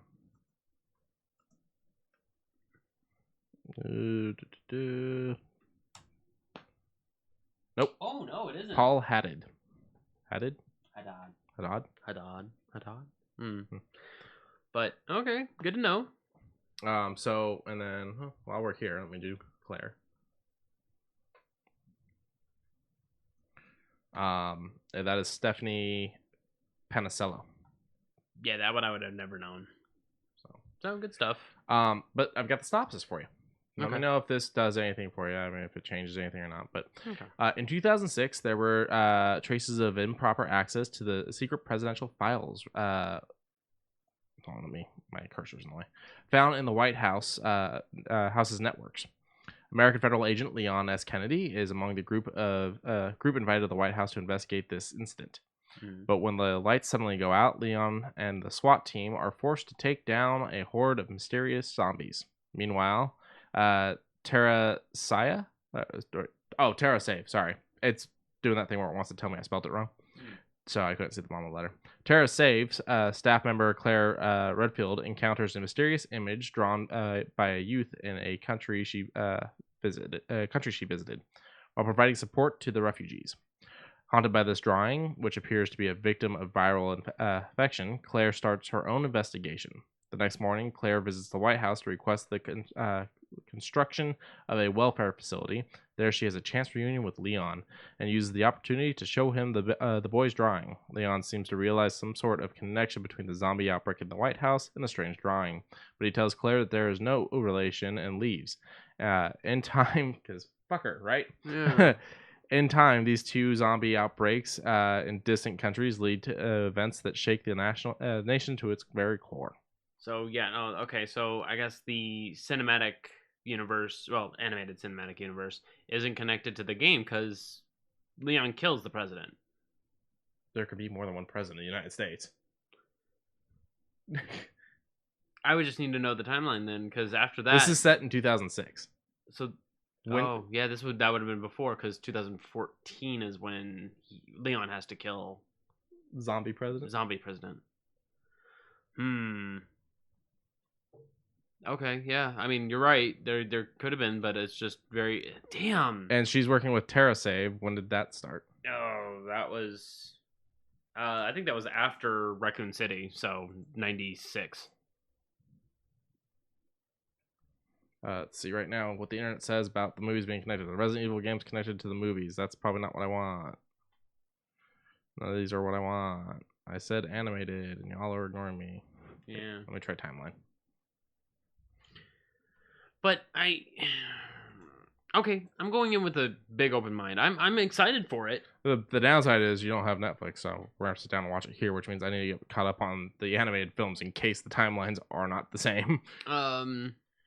Yeah, I guess. I mean, The last one I saw, there was a plane that crashed into the airport at the beginning. Yeah, that was the one that had Claire and painted her to be just after she had left Raccoon City. Gotcha. Like after she had just reconnected with Chris and then all that nonsense. But here's the timeline per fandom. Okay. Wesker's Report 2, Resident Evil 0, Resident Evil The Umbrella Chronicles, Resident Evil, more Umbrella Chronicles after that, Biohazard The Wicked North Sea, Resident Evil Outbreak series, Okay. Resident Evil 3 Nemesis, Resident Evil 2. Let me go through more of like 2 and Nemesis because it's different parts of the games. Because in 3 you cause a helicopter to crash, which fucks up shit for Leon. In 2, Yeah, it kind of coincides. Resident Evil Outbreak series, Resident Evil Umbrella Chronicles, Resident Evil Survivor, Code Veronica, the Dark Side Chronicles, Dead Aim, Biohazard Umbrella Chronicles, Prelude to the Fall, Wesker's Extra Report, the Umbrella Chronicles again, Revelations, Resident Evil 4, more Revelations, Angela's Diary, Resident Evil Degeneration, Resident Evil 5. Yeah, so that's a movie. Infinite Darkness, which is 2006. That's just after 5. Experiences Kaiju, BSAA. Whoa, damn it.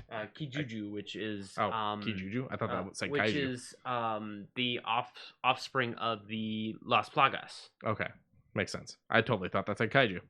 BSAA Remote Desktop, more Resident Evil 5.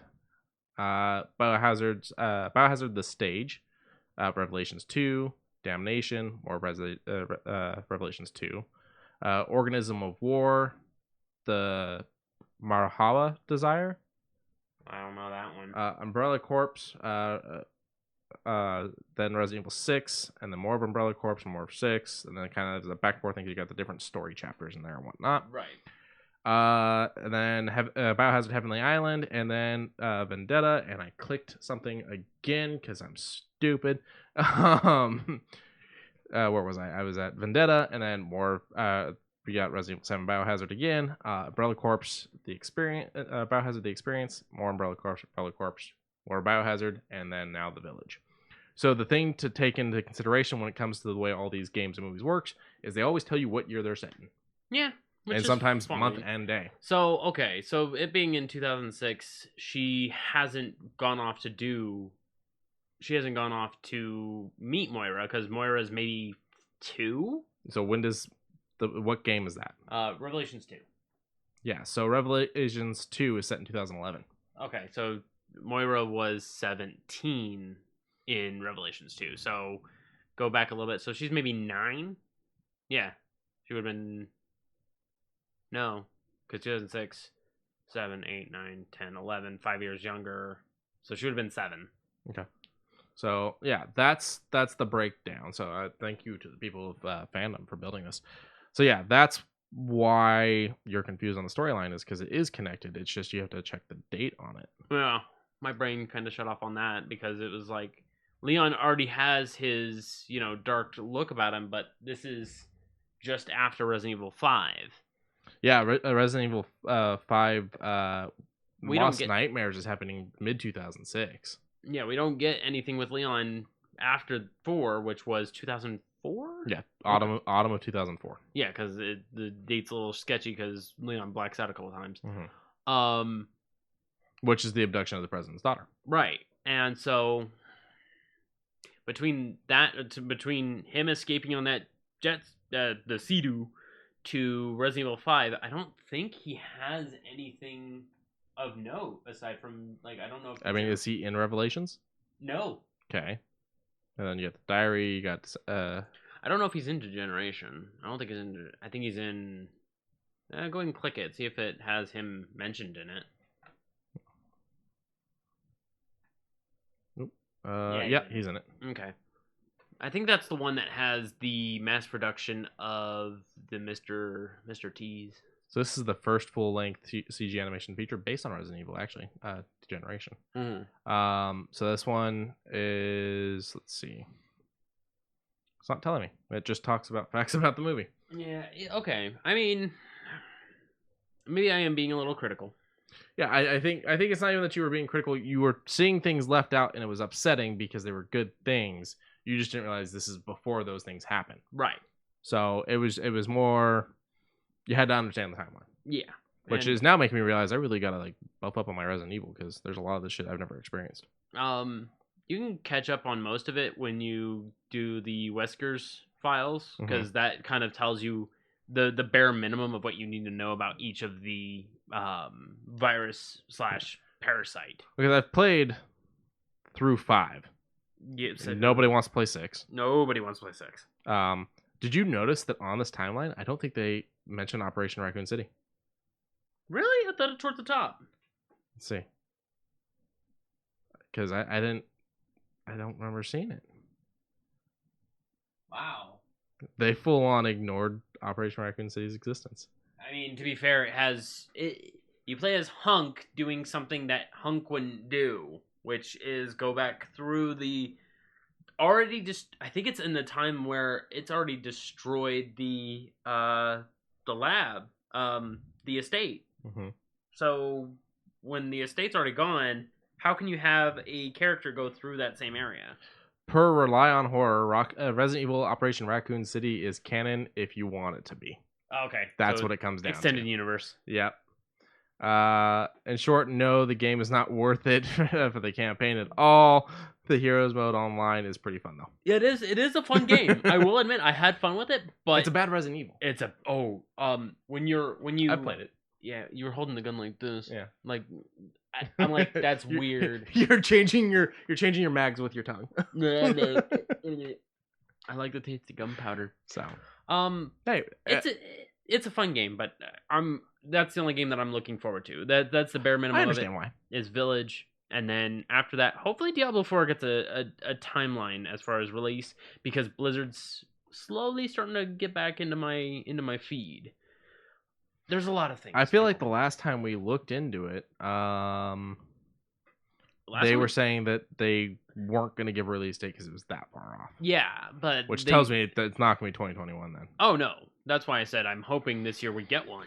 You know what I want a freaking drop for? Baldur's Gate. Baldur's Gate 3? I mean, we keep getting updates for it. I know, that's great. It's still getting updates for its. I also want a console version. Oh, that I understand. I'm lone in that, and it'll be a long time, if at all. But I mean, the first two are on console. You know? Are they? Yes. You can buy them right now on Xbox. They come in a 2-pack. Oh, I mean, sure. I've been playing. Oh, the other game I've been playing was Neverwinter Nights. So if you've ever played, there you go. Dungeons & Dragons. Oh, nice. If you've ever played Dungeons & Dragons 3.5 or want to learn, playing Neverwinter Nights would probably be a great way of both learning and kind of getting a nice little single-player campaign, you know? It's very comfortable. One of the first people you run into is named Tommy, and his voice lines for being a rogue aren't too annoying, but they do embed in your mind. All right. Okie dokie. So we've all seen this trailer. Yes. If you pulled up Resident Evil 8 in the Village, we've all seen the tall lady, who is like 9 feet tall. We've seen a werewolf. I'm a little worried about two things. One, I'm worried Chris is going to become a werewolf, and we're going to have to, put him down like a dog in the streets. Okay, that's fine. Yeah, but it's because They said end of his story. The other thing is it's going to be the other guy's story ending, which fuck him. Ethan, whatever. I don't hate Ethan. It's just I'm not emotionally invested in Ethan. So like if they kill him in this, it'll be like, oh, that fucking sucks. He went through so much. And I'll go, all right, when do I get to play as Leon again? Yeah, give me Let me play as Chris and Leon again. Neutral to Chris. Let me be Wesker fucking shit up. Like make a game where you get to be the bad guy for once. Yeah, but I'm curious because at the end of 5 is the last time we see Wesker. His base clone still hasn't popped up yet, so I'm curious if this is where he pops up again. He's the werewolf. I wouldn't have been. I mean, it could be a parasite that turns people into bestial individuals. It could be a VOW. Hey, we're getting werewolves and zombies in this one. This is gonna be fun. Oh wait, sorry, werewolves, zombies, and vampires in this one. High potential for vampires, yeah. Because she's a vampire. She is a vampire. Oh, and witches.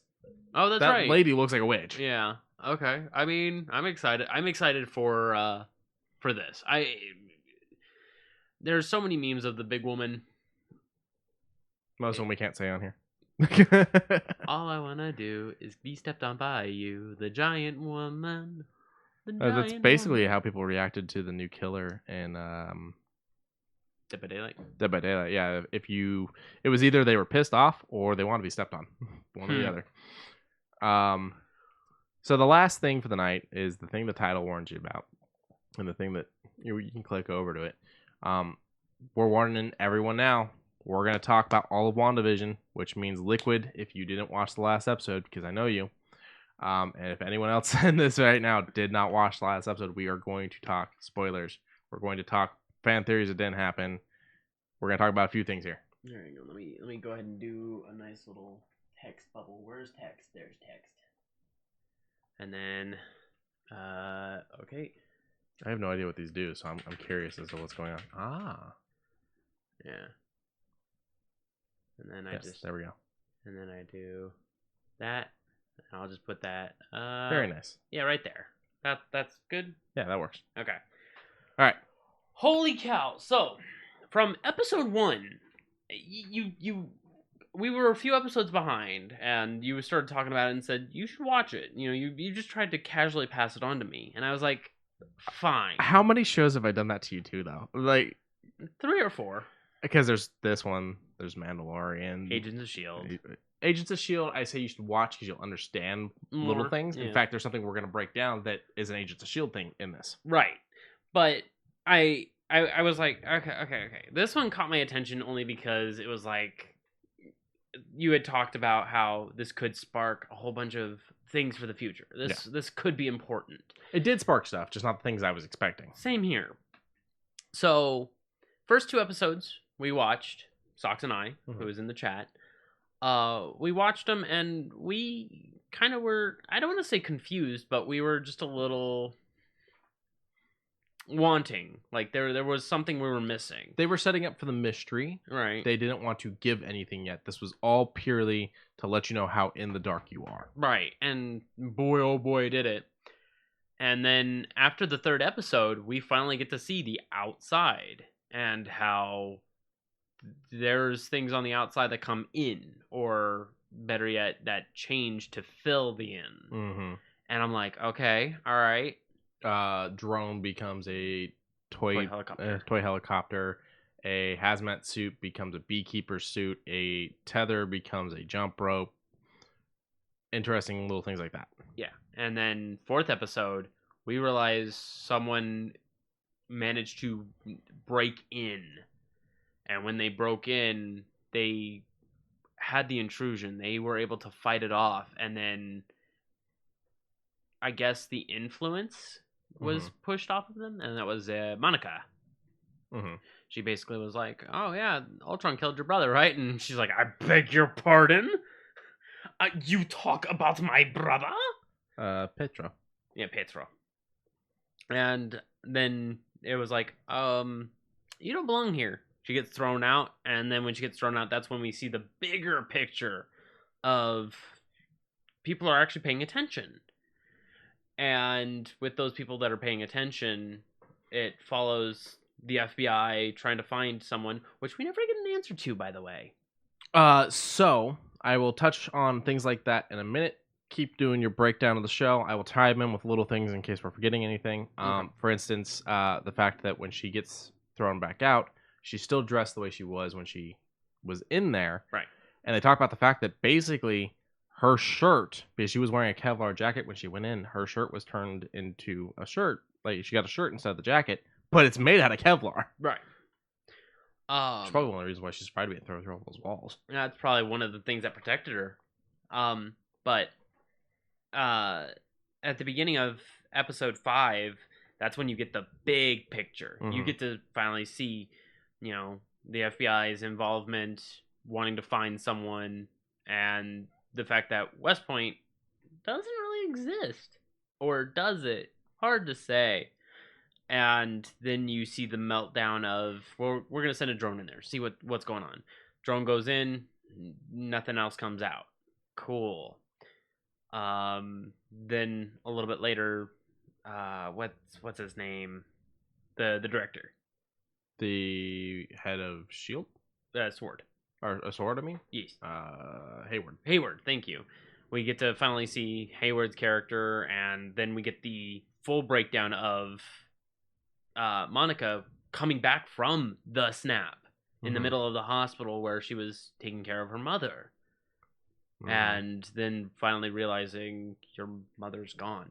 But not when you thought she would be gone. Right. All kinds of... Yeah, you've been gone for 5 years. And it's like, what? No, what? I just took a nap, you know? And it's like, yeah, you have people that come back and they not knowing at all. Not knowing at all that they were snapped. Right. They just took a nap. You know, it is basically just asleep. I'm still wondering about all the people that just suddenly plummeted out of the sky because they were on a plane when they were snapped. Yeah.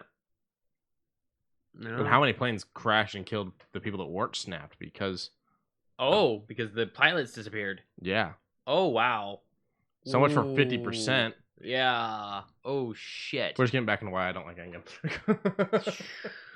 That, I never thought of that. How many people showed up in the middle of traffic and got creamed by a car? Hell, Fury technically should show back up in traffic. He was standing outside his car. Oh, that's right. I bet, though, as soon as he got back, he probably just went, get the fuck out of my way. Tuck and rolled. Yeah, either tuck and rolled or just... We all know Mad dogged the car till it stopped. Yeah, pretty much. Maybe inches away from his kneecap, and he was just like, fuck out of here. Because we see in Spider-Man also that people show up where they were. Suddenly there's a marching band in the middle of a basketball game. Mm-hmm. Yep. Everyone just popped right back up. Yep. So we get to see how I'll call it the re-evolution of people coming back and basically going, here's this, that, and Far From Home kind of cuts a little bit on it and goes, well, to those who came back, you know, got to do this year again. Sucks to be us. Haha. You know, and they jab a little bit because that's what a school system would do. They'd be like, people your age would be going through this year. Sorry, gotta kind of deal with it. I'm waiting for the next school year to start, the 2021 school year, 2021-2022 school year to start, and then realize none of these kids learned anything while homeschooling and have to reteach them an entire year of schooling. Yeah, I mean, I'm waiting for it. I'm sitting here for it too. The other cut of between episodes 3 to 5, you kind of get a little bit of Vision going, huh?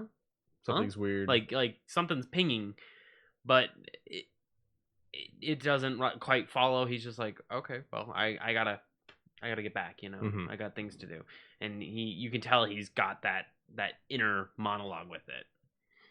Yeah, it's not like vocal, but you can see that he's conflicted. He's brewing something in his head. Right. And then toward the end of episode 5, we got Darcy doing her thing, who realizes that it's a TV show. That's what it's broadcasting, is a hyper radioactive TV show. Yeah. And so everyone begins to watch it. Mm-hmm. She's invested. She's taking notes. She's taking notes. She's liking characters, you know, like a regular sitcom would down the line. Mm-hmm. And Agnes is another character that kind of pops in.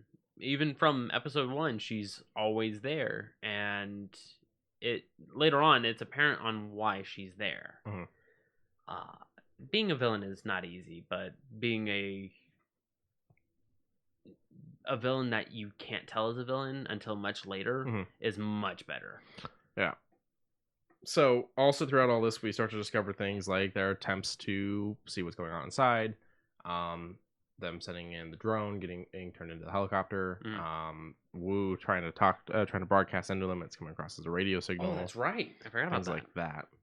And then we get the nonsense of she's pregnant. She has the twins. The twins rapidly grow. The twins rapidly grow again because they want to be able to have a dog. Yada yada. Which, by the way, the son that's Wiccan, the actor, is from Haunting a Hill House. Oh, is he? Yeah. Oh, nice. We get some funness with the Halloween special where they're dressed up as their comic book selves. Yeah. Vision, Wanda, the boys, and the person that we had gotten introduced to at the end of episode 5, which is Petra, her brother. Or Peter. Peter.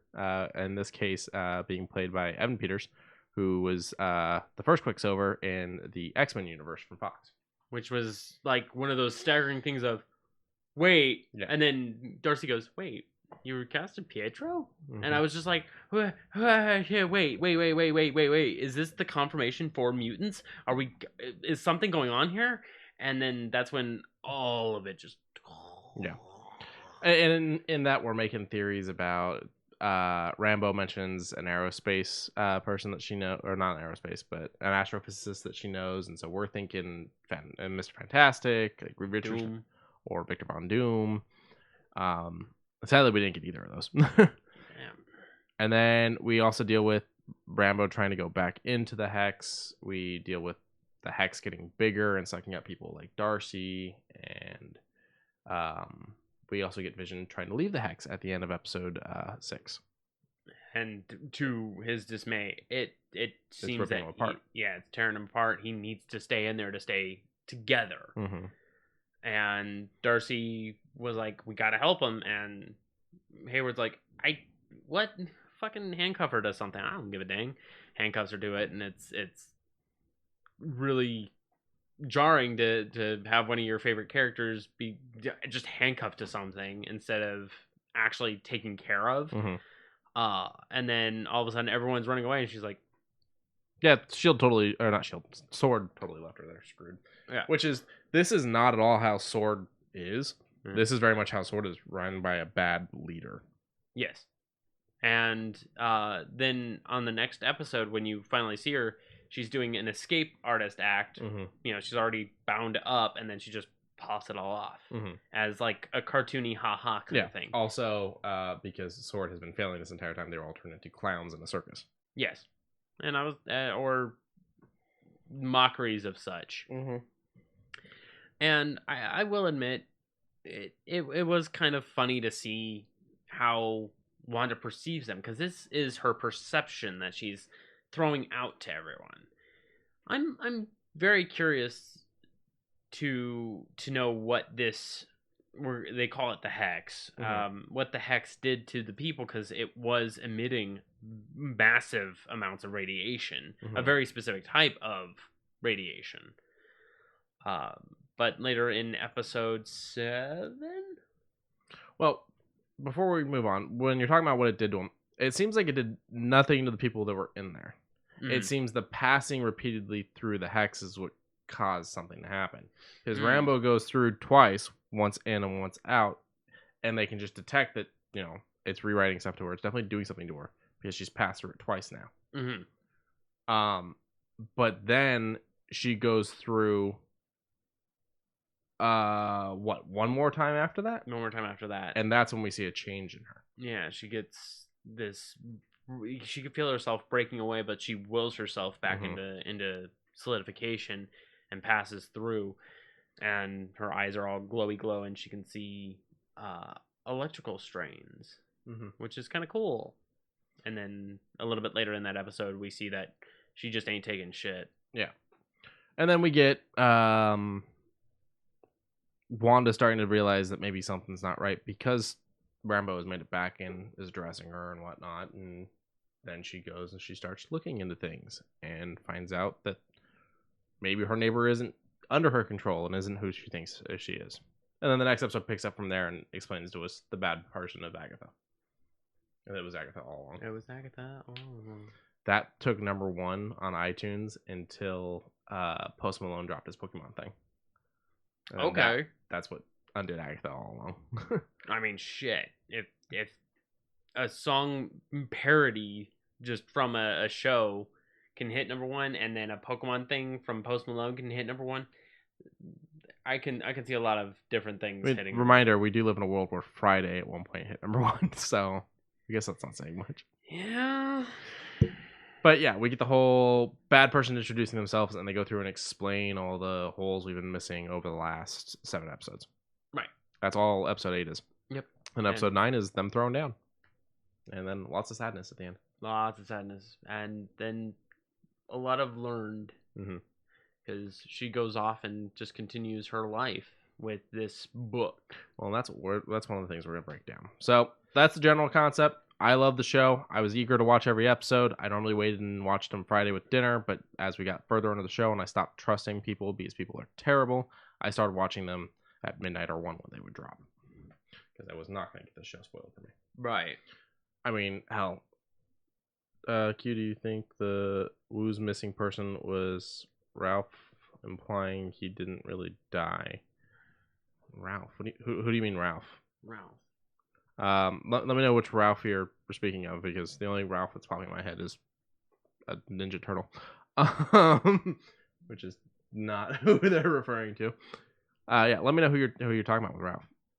I was gonna look something. Oh, the book.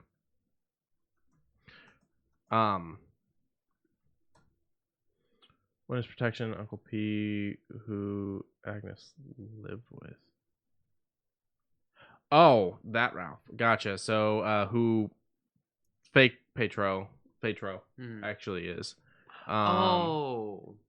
No, I don't think it is based off of what the showrunners talked about. So we'll get to that in a second. I forgot that was his real name, Ralph. And it was a funny last name. It was Boner. Boner. Boner. Yeah. So... we find out Agatha's got this dark book, which if you dial things all the way back to... The Salem trials? Not that far. Doctor Strange. Oh, okay. At one point he's walking in a room and you see all these books up on the wall, and there's one missing. It's this book. It's the Darkhold. However, that being said, this is not the first time we've seen the Darkhold, and it being missing is not the only time we've seen something going on with this book. It shows up in Agents of S.H.I.E.L.D. Ghost Rider has it. Does he? Yeah. So everyone's like, how the fuck did Agatha get it? Because that's not explained in Agents of S.H.I.E.L.D. That's not explained in this, and hopefully it will get explained, because I'd love to see Ghost Rider show up some more. The actor said, he tweeted, I guess Under My Bed wasn't the best place to keep it. I mean, I love actors that will keep to the character when it's like, hey, what do you know about that? And it's like, I don't know, but, I'm going to put myself in the character of, haha, funny joke, you know? I like that. Have some fun with this. But at the same time, that is a pretty glaring plot hole. Yeah. And then, let's see. The Darkhold is basically how Wanda's going to learn all of her stuff, because in the comics, Agatha, while still being a bad guy, kind of is the one that teaches her a bunch of the stuff. Here you go for you, Justin. What's up? Oops. That's the book missing when he's looking at the wall of books. And then he pulls one thing off the rack later on and learns all about it. Yeah. I remember. So she's going to use the Darkhold to learn a bunch of stuff. We see her at the end doing a big mind project, in the sense that she's having a cup of coffee on her porch, or a cup of tea on her porch, while she's also in the room full Scarlet Witch regalia, flipping through the book, and she hears the kids calling out to her, which I think is tying into the multiverse of madness. I think she's going to go and save the kids in a different universe, a different version of the kids. And Vision? No. So let's talk about the Vision thing. Vision she had is just a construct from the bit of the Mind Stone she absorbed when she KO'd Vision in Infinity War. Okay. The other thing of the run back is the one that, quote unquote, copied. He flies away. Where the fuck does he go? Well, he is Vision. Yes. That's the thing. The other Vision we see, the White Vision, as people are calling it. The one that gets the USB in the head. Yeah, okay. Yeah. Where does he go? I don't know, and I can't wait to find out because Paul Bettany says he loves Vision. He will play him forever. Good. So I'm expecting to see a lot more Vision, and that's the thing is like this show. The reason there's no season 2 of WandaVision happening is because this show is not to contained within itself. This is to help jumpstart stuff for the next phase and whatnot. But it's doing a weird job at it. I think it's doing a great job. It's a great job, but it's weird. We learned more about how magic works, which is nice because we've really only we got Doctor Strange, and then he got thrown into having to do a bunch of shit, so we never got to see all this other stuff play out. The Vision went to a farm to play with other sentient weapons all day. I mean, yeah. And yeah, the White Vision is the official Vision because it was basically 2 hard drives talking to each other. Because it was the white one, the made up weapon one was just like, and what did I do in the past? And it was okay. You know what's going on. You know what's going on. Let me first. Hayward was an ass and locked his mind. Right, and then so he says, "You've heard of the boat? I forget which boat it is. It's one of the fables. Theseus or something like that. Yeah, and he says, if you replace some of the planks, it's still a part of the boat. But if you take some planks from that boat and put it onto something else, does that also become? And of course, it's like kind of because it can build into it. But if it's not it's the ownership of. That's the whole paradigm. That's what it tries to paint is the ownership of that boat is what makes it that boat. So that's when he says, "May I?" And then kind of transfers over everything. He goes, "Oh," and then he flies away. Well, the whole thing is the part you're skipping is at this point he is a computer program because he's been locked out of his mind. Right. As Bruce Banner pointed out in Infinity War, you don't need the stone to fucking be you. Your flesh, your machine, your Jarvis, your all this. Like you don't a synthenoid. The stone's not the only part of you, right? So it's Vision. He's just locked away. But furthermore, the computer side of him has been given this program to destroy Vision, which he has now realized is himself. Right. So it's this whole, what do I do? Like destroy myself type of thing. He was able to be activated because they had Mind Stone power. Essentially, and the other ones, I guess, just absorbed back into Wanda's spells. So that raises up another interesting idea. Vision can connect to the internet from anywhere, right? Well, we'll say. I mean, you might have Wi-Fi dongle in them, yeah. Okay. I mean, so if Ultron can do it, yeah. So basically, what I'm cutting toward is he can probably connect to Stark's satellites still. I mean, he'd have to have the passwords and all that. I don't see him getting into it. You don't think Jarvis/Vision would still be able to? No, it's a whole new system. It's Friday. Oh, well, I mean, and it's not even Friday anymore. What's the new even dead? I'm a hero. What was it? The one in the glasses. Yeah, Edith. Edith. So it's Edith now. It's complete. It's 2 programs later after. Yeah. After Jarvis. Okay, so. And you think Tony's gonna allow anyone other than the person he says is allowed to get into a system? Considering it is one of his old systems, knowing that Vision's body's out there under the hands of the government, you think Tony's going to leave a back door that Jarvis can get into? Considering he's dead, just to create a little bit of chaos, why not? No, because he cares about people and he's got a daughter in that world. Fair enough. And Pepper. Protect Pepper. Okay, so for the sake of sakes, though, he's got a Wi-Fi dongle in there. He can connect to the internet and just get to, we'll say, not Tony's stuff, but we'll say Sword and Shield stuff. Just so that way he can get at least to some government access. Oh yeah, he can probably rip into all that, no problem. And then he'll be like, okay, here's all this information that they had on Wanda. Here's all the information that they had on me. Well, his mind's been open now, so the only thing he's missing is the 5-year gap. The 5-year gap and the stuff that's happened with the couple of days since Endgame, or a couple of weeks since Endgame. Like this is all pretty soon after Endgame, right? And so he's like, I died at the beginning of that, so 5 years.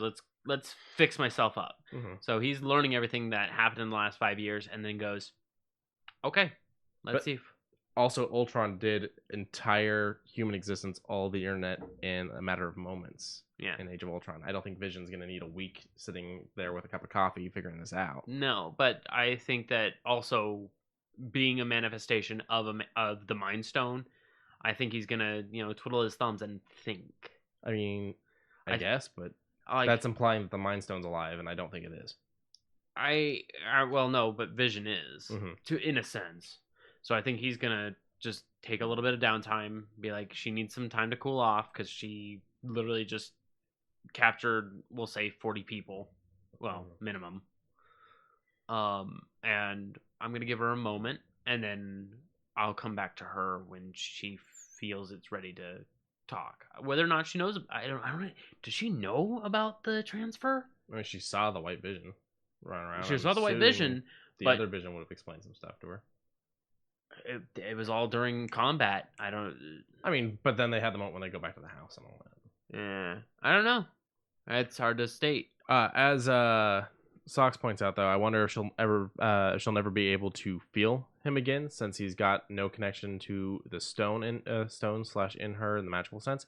I don't exactly agree with that, because they could not activate the body until they had parts of, like, because her power was given to her by the stone. Sure. Then she has the stone in her and whatnot. So they had to actually have the drone or whatever it was that was like imbued with the hex power to activate him. So he's still very much has something going on with the power of that Mind Stone. So I think that there could be a connection. But my theory here is, in the comics, he does not have the Mind Stone. He has a solar gem, which is a completely different thing. And I'm thinking, eventually, maybe we might get to the point where that part of the Mind Stones in her needs to come out. I mean, look at what happened when you stuck an Infinity Stone liquid. For some reason, it was a liquid in the MCU. I don't know why it was the stone in the comics. But you stuck an Infinity Stone liquid in Jane and Thor, and they had to save her. She was going to die. I'm not sure it's good Wanda walking around with all that in her. They're probably going to manifest it into some kind of thing that's going to click into Vision's head and give him less of a robotic nature and more of that human nature that he was building before. That human side of him seems to be dead right now. He has all of his memories, his Vision again, but part of him's missing. Right. So what does Shield/Sword have in their possession as far as stone? I know they don't have soul. I know they don't have. They have none of them. Well, they got time. No, they have none of them. They have time through Strange. None of them. Thanos destroyed all of them, remember? He used the stones to destroy the stones. But I thought we got them back in a different timeline. And then took them back to their original timelines, otherwise we break time. The Infinity Stones no longer exist in this timeline. Oh. Except for, well, mind, but a shard of it. Yeah, it's just like what she absorbed when she blew it up. I mean, and maybe you could go to the planet and like try to scrape some dust out of the ground. Okay, well... Yeah, there's no Infinity Stones anymore. Okay. Unless whatever Loki's doing in his show somehow changes that, but I don't know that it will. I don't know. I mean, we're getting a little bit more military with what we're getting next week, which is Falcon and Winter Soldier. Yeah, which... bringing back Zemo. I'm keen for that. Mm-hmm. I'm keen for that. I would like to see a lot of military style hallway battles, just with flying around in metal arms and shit. But this show, man, this one got me big braining. It felt like Marvel again. It felt like good Marvel. And the reason why I'm saying it felt like Marvel again is because first of all we had our first year without a Marvel project because Black Widow did not drop. Secondly, the last thing we got was Captain Marvel, which is okay, and Endgame, which was a punch in the gut, and then later on really realizing I don't like the way this works. I mean, yeah. Well, and then Far From Home. And Far From Home. Yeah. But Far From Home was enjoyable. Yeah, Far From Home was very enjoyable, and it even ended off on a huge cliffhanger. Yeah, which we're calling all kinds of things for that. Yeah, and I mean, I think the ones who are writing are actually doing a very good job. So now I want to break down a few things, and I'm seeing what the chat's talking about. Chaos magic. I'm not entirely sure. I only know so much about the magic in the Marvel comics, and it is different in the MCU versus the comics to an extent. I'm not entirely sure. In my opinion, I've seen them time travel in the comics. Furthermore, Agents of S.H.I.E.L.D., they time travel, and time travel works completely different than it does in Endgame. I think we could go back and get the stones and whatnot. I think stones are going to become a thing again later on. I also think that technically the Loki show should matter more than what the Russo's movie suggests it matters, and it seems like Marvel also feels that way. So I'm thinking we're gonna find out a lot of what we think works the way it works doesn't work the way it works. But then at the same time, Loki is in hold of a stone. Yes. So which one is that one? It's the Tesseract. I don't remember what stone that is. Space. Yeah, give us a second. Space. So that's a biggin. That's a biggin right there. Yeah. I mean, we found out that a stone can manifest a stone. Because Time Stone, he just said, I'm bringing that back. And he rewound time so that the stone wasn't destroyed. It didn't manifest the stone. He just rewound time. But it is strong enough to do that. Yeah, if you have the time stone, you can rewind time, yeah. Right. So what I'm saying is, the Space Stone, he could create a wormhole that allows him to basically bypass time. I mean, maybe that's what's going to happen. Maybe with having an Infinity Stone, Loki somehow does end up in our timeline, because right now that Loki's not in this timeline. Right. So this is a very, when he gets a hold of it, he immediately goes, Dark World. JMH says Wanda was hard for them to follow. I tried to get my mother into instead of him being teased. So yeah, I think that comes to when it comes to the Adam Warlock thing.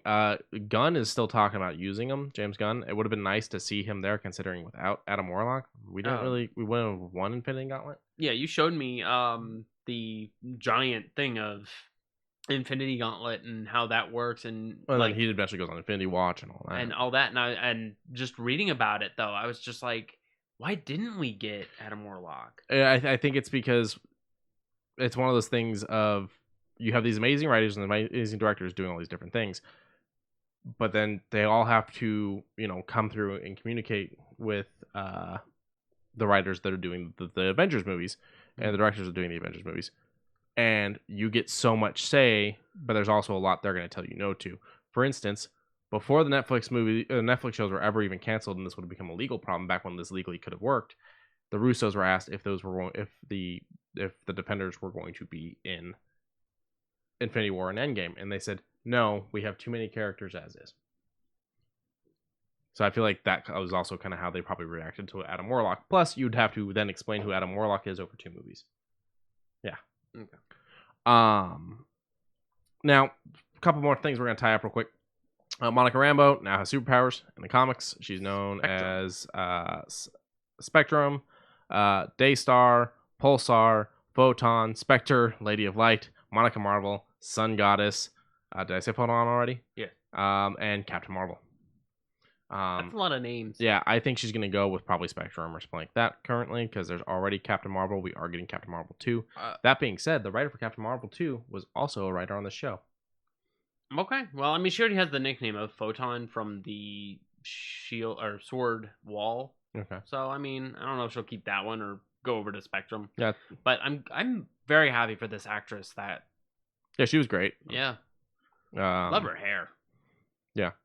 And I'm excited to see more from her. Now, the showrunner, Jack Schaefer, is that how you say that? Huh? Oh, Schaefer. So the Jack Schaefer, the showrunner for Wandavision, has been doing a lot of interviews. She's also the writer for Black Widow. So she has written a couple movies. Timer, Mr. Stash, Olaf's Frozen Adventure, which is a short. The Hustle, worked on the 9 episodes of WandaVision because she was a showrunner, and she wrote Black Widow. And she has basically come out and said, I love all the fan theories. They're just, the fans are more creative than me. There's things she didn't know about. For instance, a lot of the fan theories, like Mephisto. Oh, yeah? She straight up said, I didn't know who Mephisto was until after the show was done. Really? Yeah. So while she's great... there was a lot that could have painted toward Mephisto, and she's just like, I don't fucking know. And in the comics, Mephisto, it's 2 shards of Mephisto's soul that is how they created the twins. The twins are originally created by 2 pieces of Mephisto's soul, and he reabsorbs them, and that's how she originally loses the twins. And she goes on to do House of M, which rewrites mutants, which is what could have given us mutants in the MCU. Reddit was so pissed about No Mephisto. Yeah, they Right? still think he was that fly on Agnes's curtain, though. Maybe. I mean, it's hard to state. Like the fly could. I mean, why was that fly down there? don't know. It could have been anyone. Um, Oh man. but the showrunner, there's a lot of things the showrunner came out was like, I wish I had thought of that. I wish I had thought of that. You all are hanging on to something too much. The us thinking Reed or Victor Von Doom was going to show up. She's like, that was a throwaway line. That was never meant to be anything. It's like, you dropped big words. We're listening to big words, you know. I mean, Dude, you say astrophysics, yeah, and you're saying that's throwaway? yeah. So You're bluffing. I mean, we never saw the astrophysicist. I know, but I'm just saying she's bluffing that there was someone in line, I think. I don't know, because I don't know why she would bluff about all of it, because there's other things she's come out and admitted to. For instance, she has said the missing person that Wu's looking for will show up later on. That will be a thing that shows up in some other Marvel project. That is something. Okay. It just kind of sucks that it wasn't in the show that it was mentioned in. Yeah.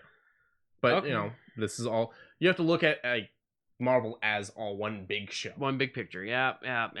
Okay, well, next week we were going to get the first episode of Falcon and Winter Soldier, which I am pretty excited for. I'm excited for that one. Oh, yeah. I didn't think I would be, just because I was like, Winter Soldier, yay. Falcon, good person. I was like, they don't click, and with the trailer, I was like, okay, they're having fun. Yeah, it looks like it's a fun headbutting. Yeah, because it'll be good.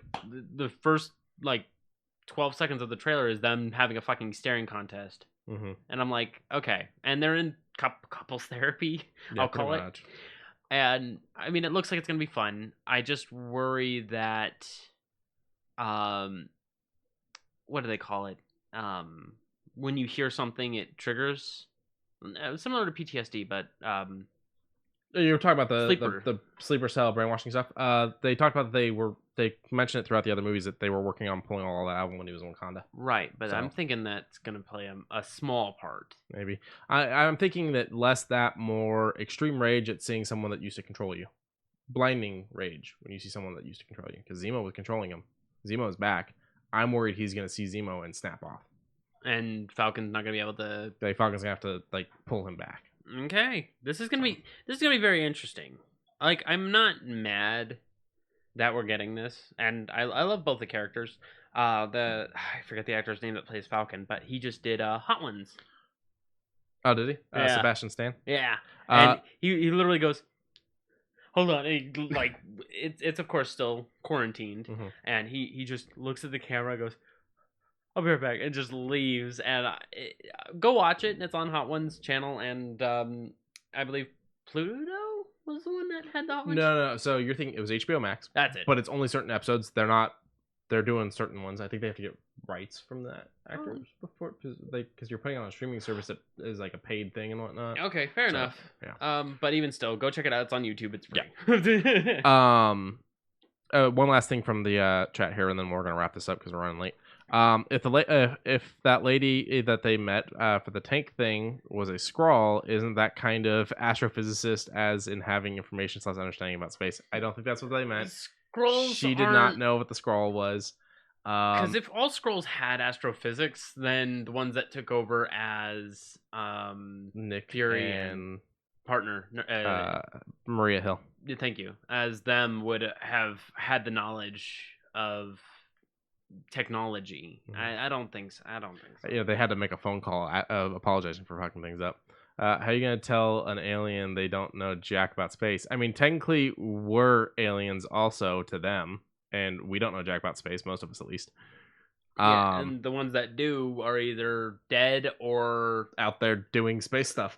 or I mean, the only one who knows about space stuff that's trying would be Strange and Peter. Oh, that's what you meant. I thought you were talking about real life. Oh, no. I'm talking in the MCU, because everyone else, like Peter Quill, out there doing stuff.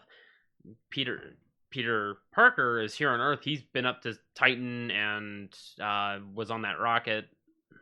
Well, that ship. The ship that took them to Titan. Yeah. But holy crap, yeah. Nobody really knows about space. I mean, Nick's up there. Well, that's what she's talking about at the end when she's like, she's talking about Nick Fury, because we see him at the end of I meant Spider-Man. because you put the quote of that's not doing things up there, and so I said, well, down here there's not a lot that have been up there. Yeah. Captain Marvel's, I don't think even on the planet right now. I'm not entirely sure where that movie's gonna take place.